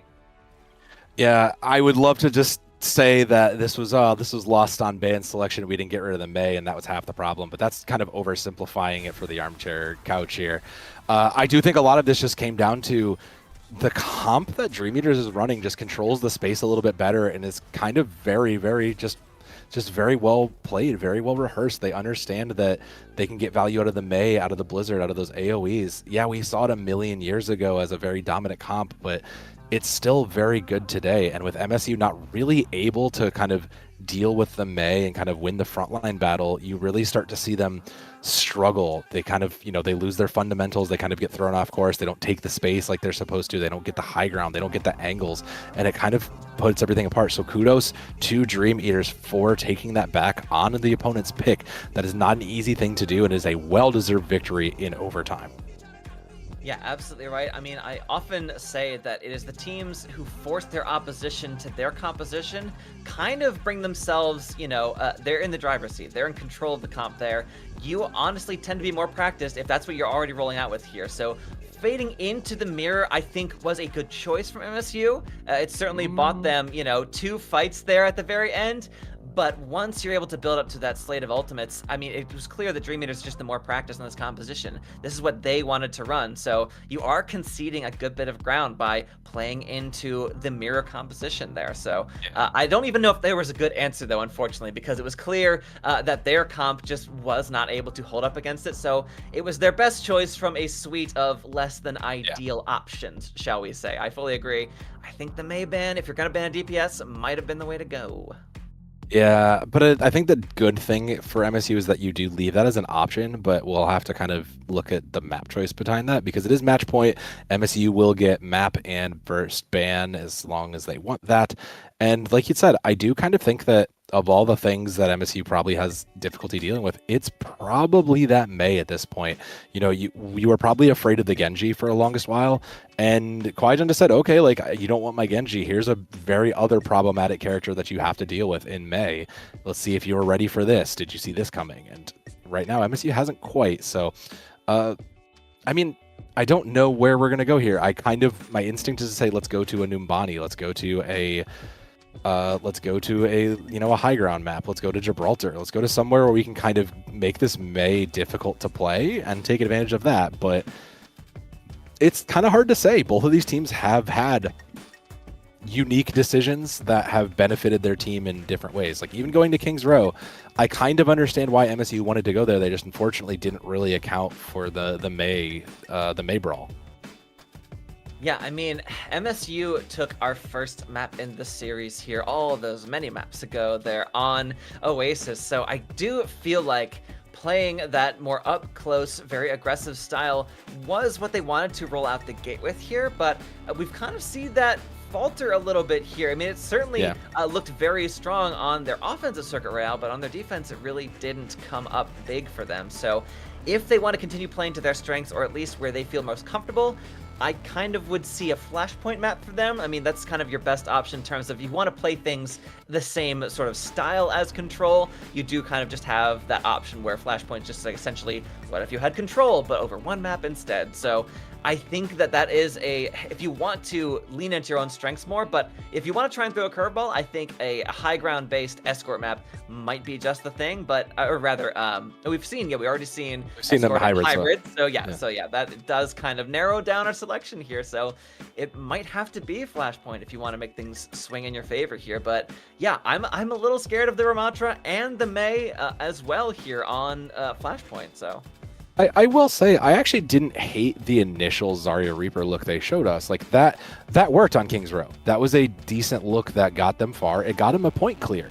I kind of wish we had stuck on it, but I understand why we didn't, given that the Zarya was just kind of getting her bubbles bursted immediately, and we aren't really able to contest against that. So I kind of have to wonder if maybe, like you said, maybe we look towards like a Saravasa or something onto those, kind of flat, very practiced maps where we can just kind of run down to Zarya Reaper again and maybe just take it a different, because I don't hate a Zarya Reaper Mei comp if that's what we're going to do.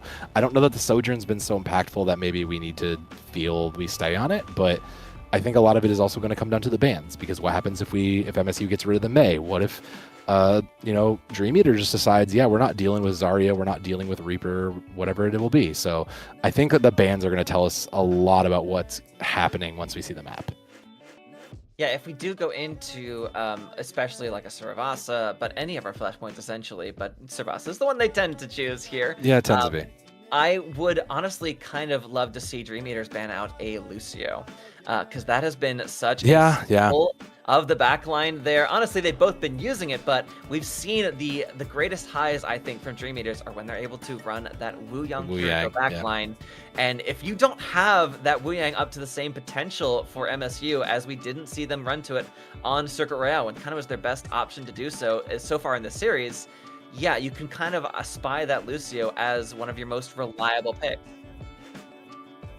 Well, good news, we can in fact see the future, and good news, Overwatch is fairly predictable as it is, because we will be ending up going to Saravasa after an amount of time, and I do have to think that, again, we're going to be eyeing maybe that Zarya, running back to Zarya Reaper, but again, it's going to kind of come back to really kind of just looking to see, like, what do these bans play, because it would be very easy just to say, all right, we'll get rid of Mei and then get rid of Zarya. Like, there's a couple of key pieces that will kind of decide what these comps play.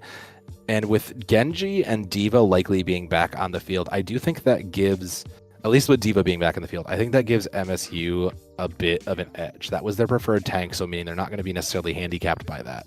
MSU do have a first ban, and I kind of have to imagine maybe we're just going to go ahead and get rid of like Ramatra if we're worried about winning the mirror. I could also see them getting rid of the Mei. Those are the two things that feel like we just kind of aren't really up to speed on. So, short of something that we're just afraid of that I don't really see coming, I feel like MSU have a couple of decent options here. Yeah, I mean, even if you ban out the Ramatra, of course, we've seen so much Orisa out from the opposition here, from Dream Eater, that they've just been so effective that I think that the single, the Wrecking Ball ban. Okay, that's not what I would have expected, perhaps, to read the tea leaves. It's a tank protection ban if you really are desperate to maintain your Zarya pick, but... that's what it feels like, yeah, honestly. That'll have to be it. Well, because, so this is one of the few places where you can get away with Wrecking Ball. My only thought is we haven't really seen it, so unless MSU did their homework and see something that we don't, just from our limited view of the bracket, like knowledge of the teams, it feels out of place, but I do think it does feel like a protection. I feel like MSU has been more protecting their people, like their heroes, than doing anything else. Yeah, there's the Lucio ban. Yeah, I think, this is like the nail in the coffin to me. I feel like getting rid of Lucio here, it just tells me that like MSU is kind of stuck with nothing, and Dream Eater is just going to play the Wu Yang and probably just overwhelm in the poke, and that is concerning to me if you're MSU hearing that Lucio ban. Yeah, honestly, if I were MSU and I could see this 4D chest, I would have gone with a support protection ban, because, yeah, I think knowing that you have that Wu Yang flexibility on your opposing roster, And That's that coming. you don't really have that. You kind of need to be able to, have this Lucio in the mix here. So I'm curious, maybe it's just that they don't feel like their Wuyong is at the highest point, but they still want to run it here. Or if they want to mix it up entirely and run like, I don't know, if they want to run like a Brig Juno here instead to still have that flexibility. I would not... You can get away with Brig Ana here. It's just so slow compared to your opposition if they're running that Kiri Wuyong. It's just so difficult to have that flexibility that you're determined to run with this Lucio. I mean, the real answer is like you're gonna play like Juno Kiriko because you just don't not play Kiriko, honestly. Yeah. Like you could run the Juno Brig. We've seen some teams get away with that, and that's still very viable. But you really want the Brig more if you're getting harassed by like Tracer Genji, and we've not really seen a ton of that. Kwaijdong has been on the Mei, and while we know they have a very good Genji and Tracer in their pocket, I wouldn't assume that that's like that's probably like Plan B. I assume they're gonna run out on maybe Juno carry, leaving Juno the kind of vulnerable target. But like you said, like Lucio ban was just kind of the worst case scenario. I don't want to say I go into this with no hope for MSU, but I will say they are definitely playing from behind, it feels like. And considering the map was their pick, this feels like they kind of got the bad end of the bargain in a lot of ways, and I feel for them. Yeah, certainly going to be an uphill battle for them here in Tsaravaasa as we dive into our fourth map. And again, if we see Dream Eaters have their way, the final map of the series here. So yeah, this is very much do or die time for the side of MSU. They are going to be playing at this with such a deficit. I'm curious to see what their adaptation is here, because yeah, like you said, I think that Juno Kiriko is probably their most likely option. You cannot play it. Okay. Yep. All right. Let's go. Okay. You cannot run into this Kitsune Rush from Natanef without one of your own here. So Ice is committing. Yeah. So we'll see if it's just, you felt the Lucio was better in the previous maps and you actually have a decent Wuyong here. We haven't gotten to see that at all from them this series here. Seamaster back on this Diva. Pretty much what you expect. We'll see if Dino sticks onto the Winstons here. I don't know if it's the best choice coming out the gate, especially into that Diva, but yeah, looks like that's going to be the pick for now. Yeah, I'm not hating it. It's still fairly good. It's the more aggressive dive, and considering we've seen Dream Eaters play a little bit more aggressively here, I actually don't hate that look from them. I think this is going to be kind of decided from the Tracer duel again, though, because these tanks are just going to be constantly botting each other for space. But really, Treff and Kwaiyu are going to be kind of the deciding, who is getting in the backline first and who is getting that first pick. I'm delighted we get to see the Tracer duel once again from these two, clearly at the top of their game. But the first blood is drawn from King Prawn here. Aliwa is not able to spot out that railgun coming straight at the dome. So that is strong positioning gained here from MSU. They're going to lock up the first cap here on Market. But NAF, yeah, they're not done fighting this just yet on the side of Dream Eaters. Cleaning up Treff alleviates so much of that backline pressure yet again here. So it's going to be a recontest coming through from Dream Eaters. MSU having to fall back, cede some position, especially as Dino drops from the top ropes. King Prawn next to fall here. This Wuyong so devastating out from NAF. And that is only 27%, which on Flashpoint is next to nothing. I'd say that's maybe 1-2 fights at best. Just kind of scanning everything. Ollie going to go over to the Freya. A bit of a unique pick, maybe just not feeling they're going to win the Tracer duel, would rather poke and get some chip damage for the cleanup. I don't hate that given Dream Eaters playstyle, but I do think that Dream Eaters, again, have the aggressive playstyle. They just have to make sure they take advantage of it and also, just make sure they cover down.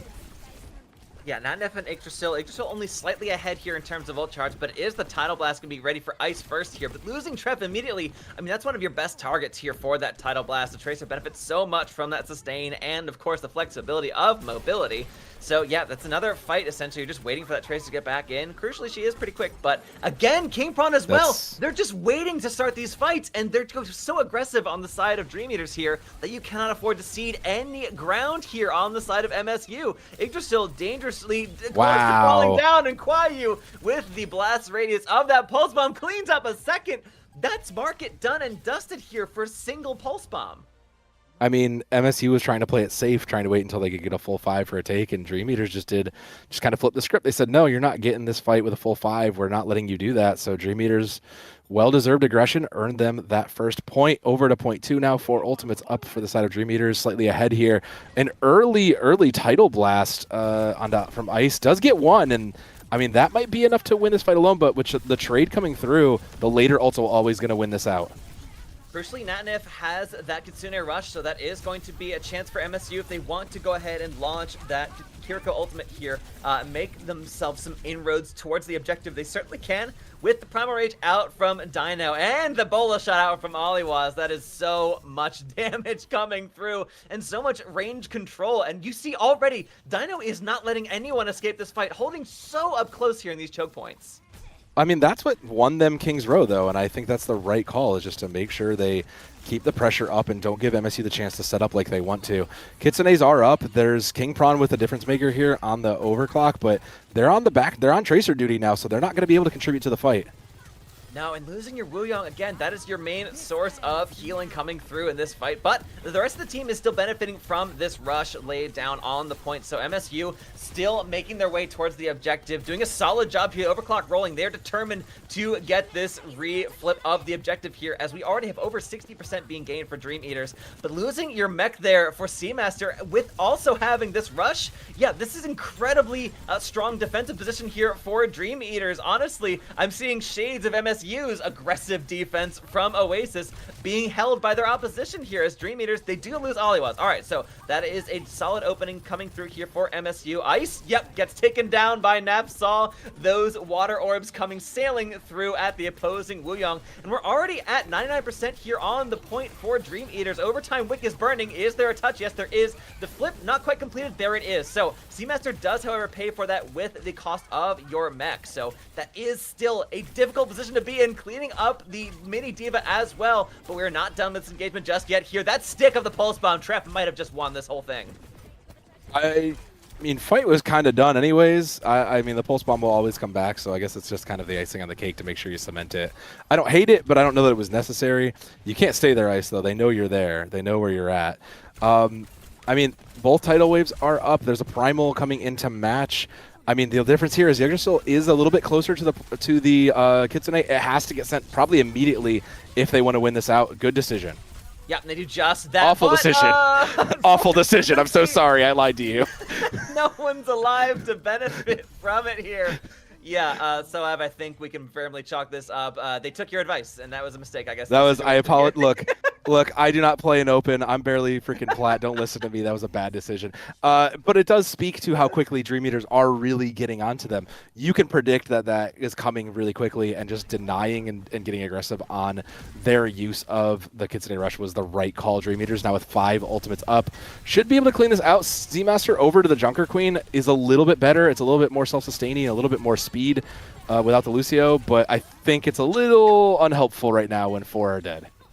All right, I'm hoping Dream Eaters do not spend anything further in this fight. That is all you need. Yeah, now with everyone gone, there's nothing to spend on, thank goodness. All right, but that is the 2 ults spent there, the DPS ultimates, are the ones you're going to get back quickest here, essentially. Both Kwayu and Aliwaz able to get so much damage coming through on the aggression. MSU, I mean, again, with these comp swaps coming through, or at least of the tank, they're having to start at such a deficit in terms of ult charge. Seamaster back on the Diva here.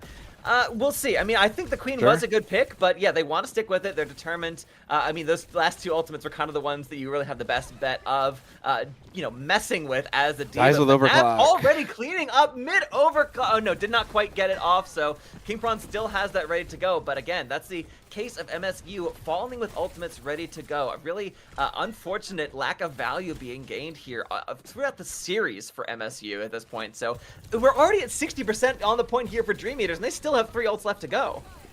I don't know that you want to commit into that fight anyways. You really would like to try to get anything out, but Kwayu just, again, closes this fight, and that means Dream Eaters are going to get aggressive, push in, and they are just going to end the fight before it goes again. So they buy, again, up to 80%, means there's probably going to be one last-second touch from somebody, but Kwayu is just absolutely doing work out here. Yeah, there's not even a touch. There's not even a touch, Rags. We're done. It can't end like this, but it looks like it's going to. Treff doesn't even make it to the point. Forget overtime. We are done in 3 quick sub points here on Suriavasa. Dream Eaters, I mean, I'm speechless here. The aggression, the defensive posturing coming through from this team. The second they are in control of an objective on Suriavasa, it's theirs. There's nothing to be done. That initial point hold on Market out from MSU, was pennies compared to the incredible gains had here, and the point flip, and allowing for that Kitsune Rush that no one was alive to actually use for MSU. Dream Eaters displaying another gear entirely, and I hate to say it, but I don't have to wonder if lacking a Lucio might have just been the nail in the coffin here. You can't lay it wholly at the feet of that, but No. that certainly has to be the rock that started the avalanche. That is definitely one of the main things that, like I said, I was afraid of. If you don't have your aggression, if you don't have the defensive sound barrier, what happens? If you're forcing somebody else to peel, what happens? And unfortunately, that's just kind of the way it is. But I mean, let's remember, Dream Eaters, there's a whole pedigree of just victories leading this team to here. So I don't want to say I'm not surprised, but I will say that I'm surprised that that map went as dominant as it was. It felt like everything played right into their hands with how they wanted it to do. So a very well-earned Dream Eaters 3-1, kind of, again, like I was looking for. These two teams both really hungry, but unfortunately, Dream Eaters will end the dream for MSU, and they'll get to go on. Yeah, it was going to be a rematch no matter who won this one here, but Dream Eaters have had a bit of a longer time between matches against Aura Farmers, so they'll be meeting them once again in the grand finals, and we'll be saying goodbye, unfortunately, to MSU for their season. But I believe we're going to have at least one interview here on the other side of a quick break while we get that set up, folks, so do not go anywhere. We'll be right back in a few moments.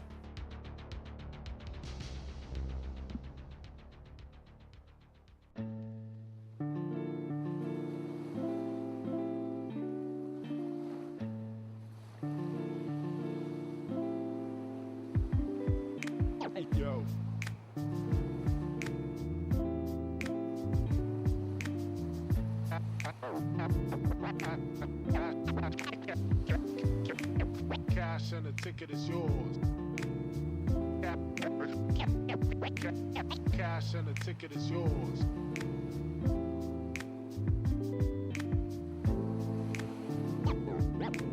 Yo.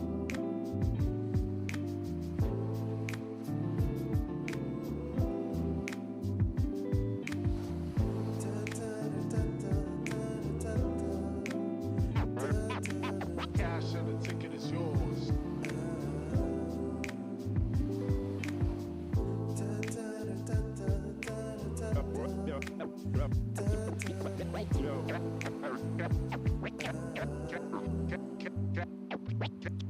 Cash and the ticket is yours.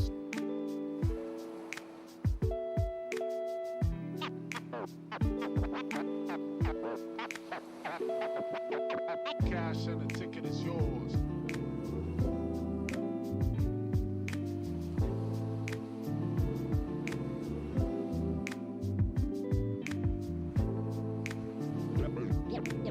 Yo.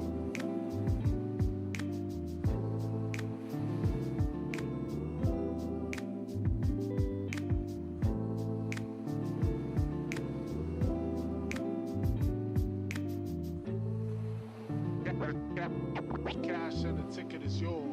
Yours.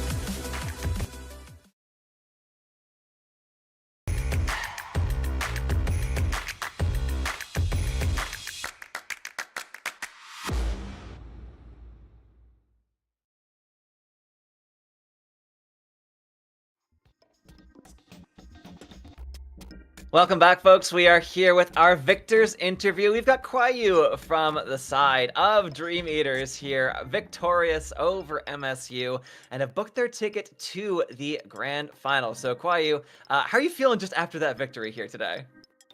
Yeah, we're feeling pretty well. After first map, we were very shaken up. I can't lie.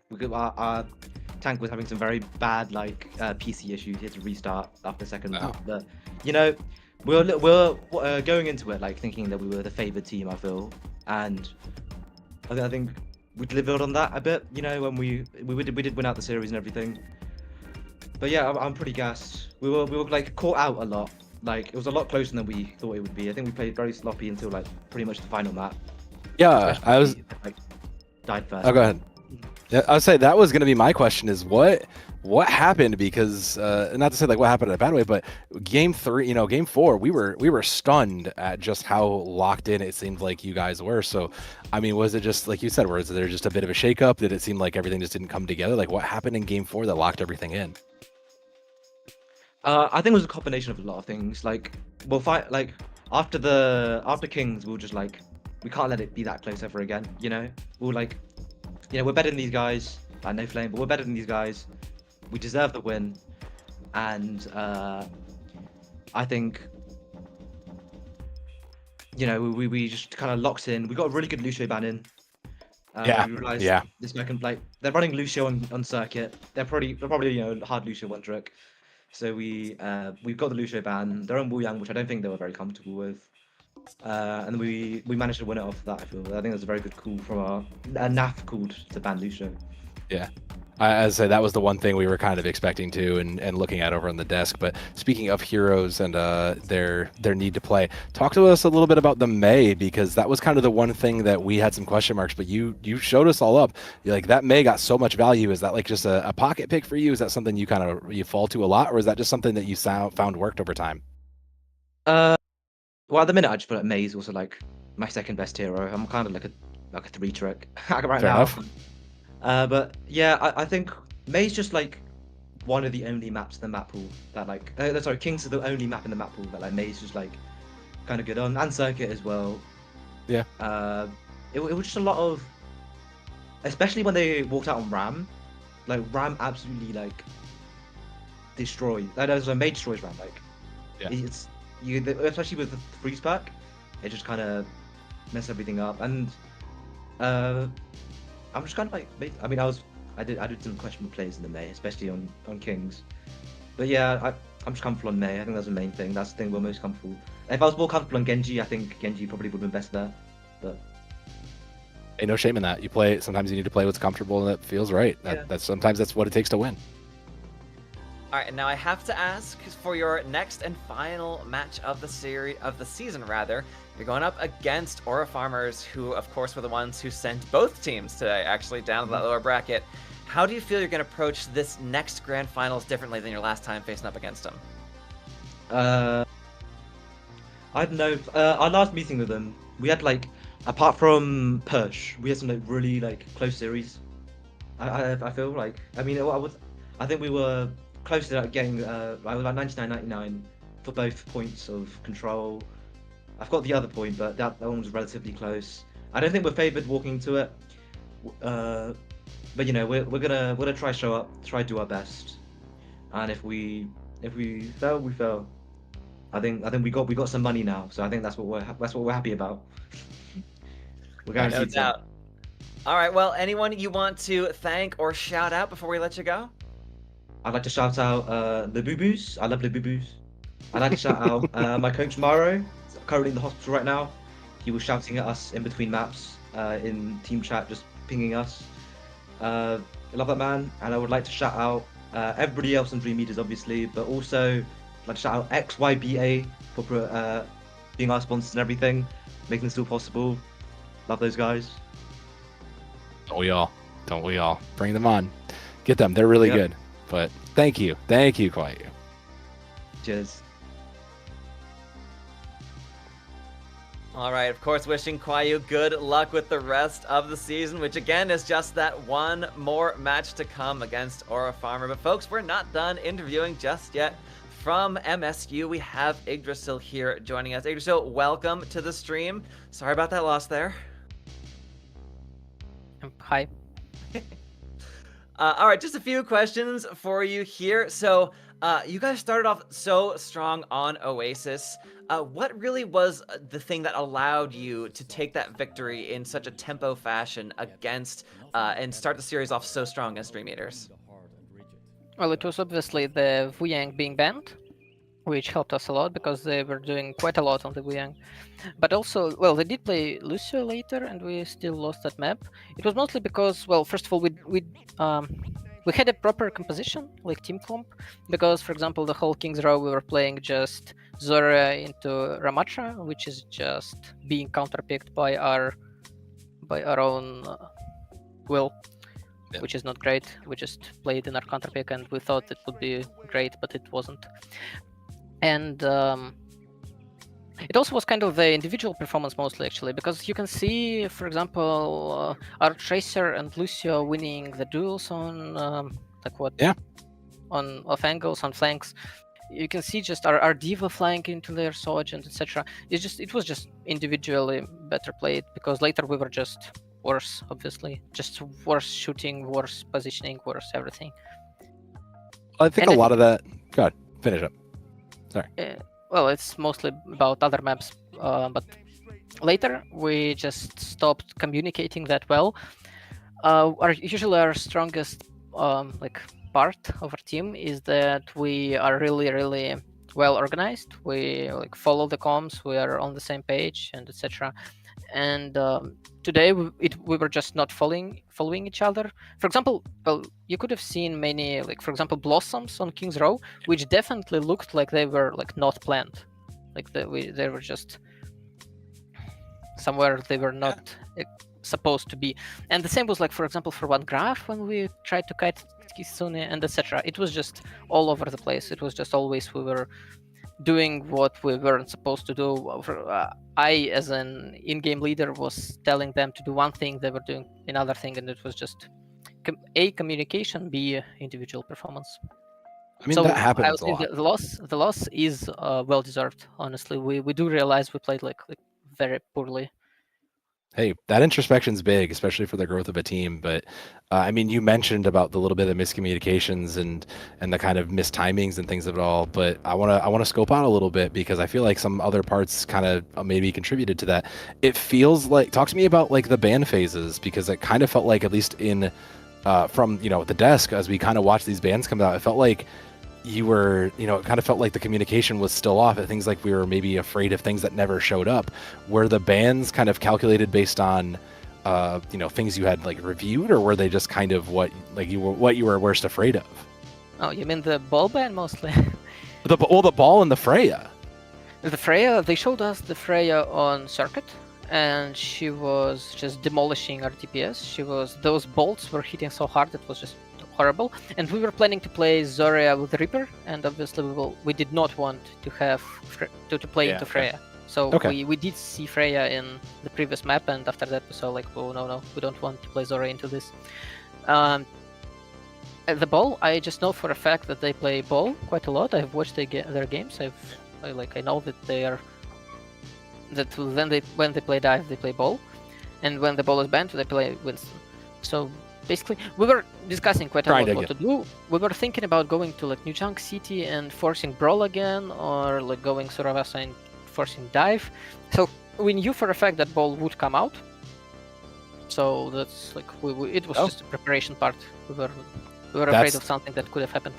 No, that's very fair. I respect that, because like I said, from us on the desk, that felt very odd, a very odd pick. But if you've done the work and that seems the most reasonable, hey, I respect that. That makes sense with hearing that. Yeah.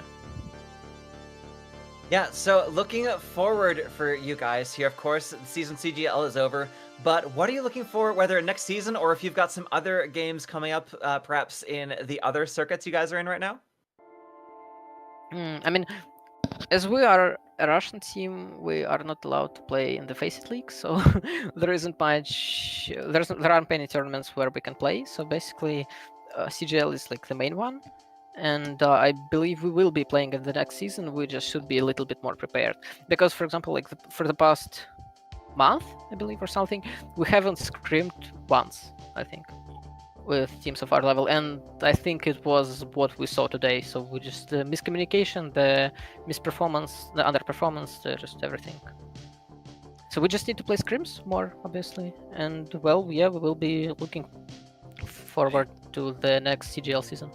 Hey, we look forward to having you back. You guys put on an incredible season, an incredible run in the playoffs. So thank you, Yggdrasil, for your time, your incredible talent. We'll let you get back to the team, and I can't wait to see you guys play next year. I'm sure you guys are gonna do nothing but improve. Thank you.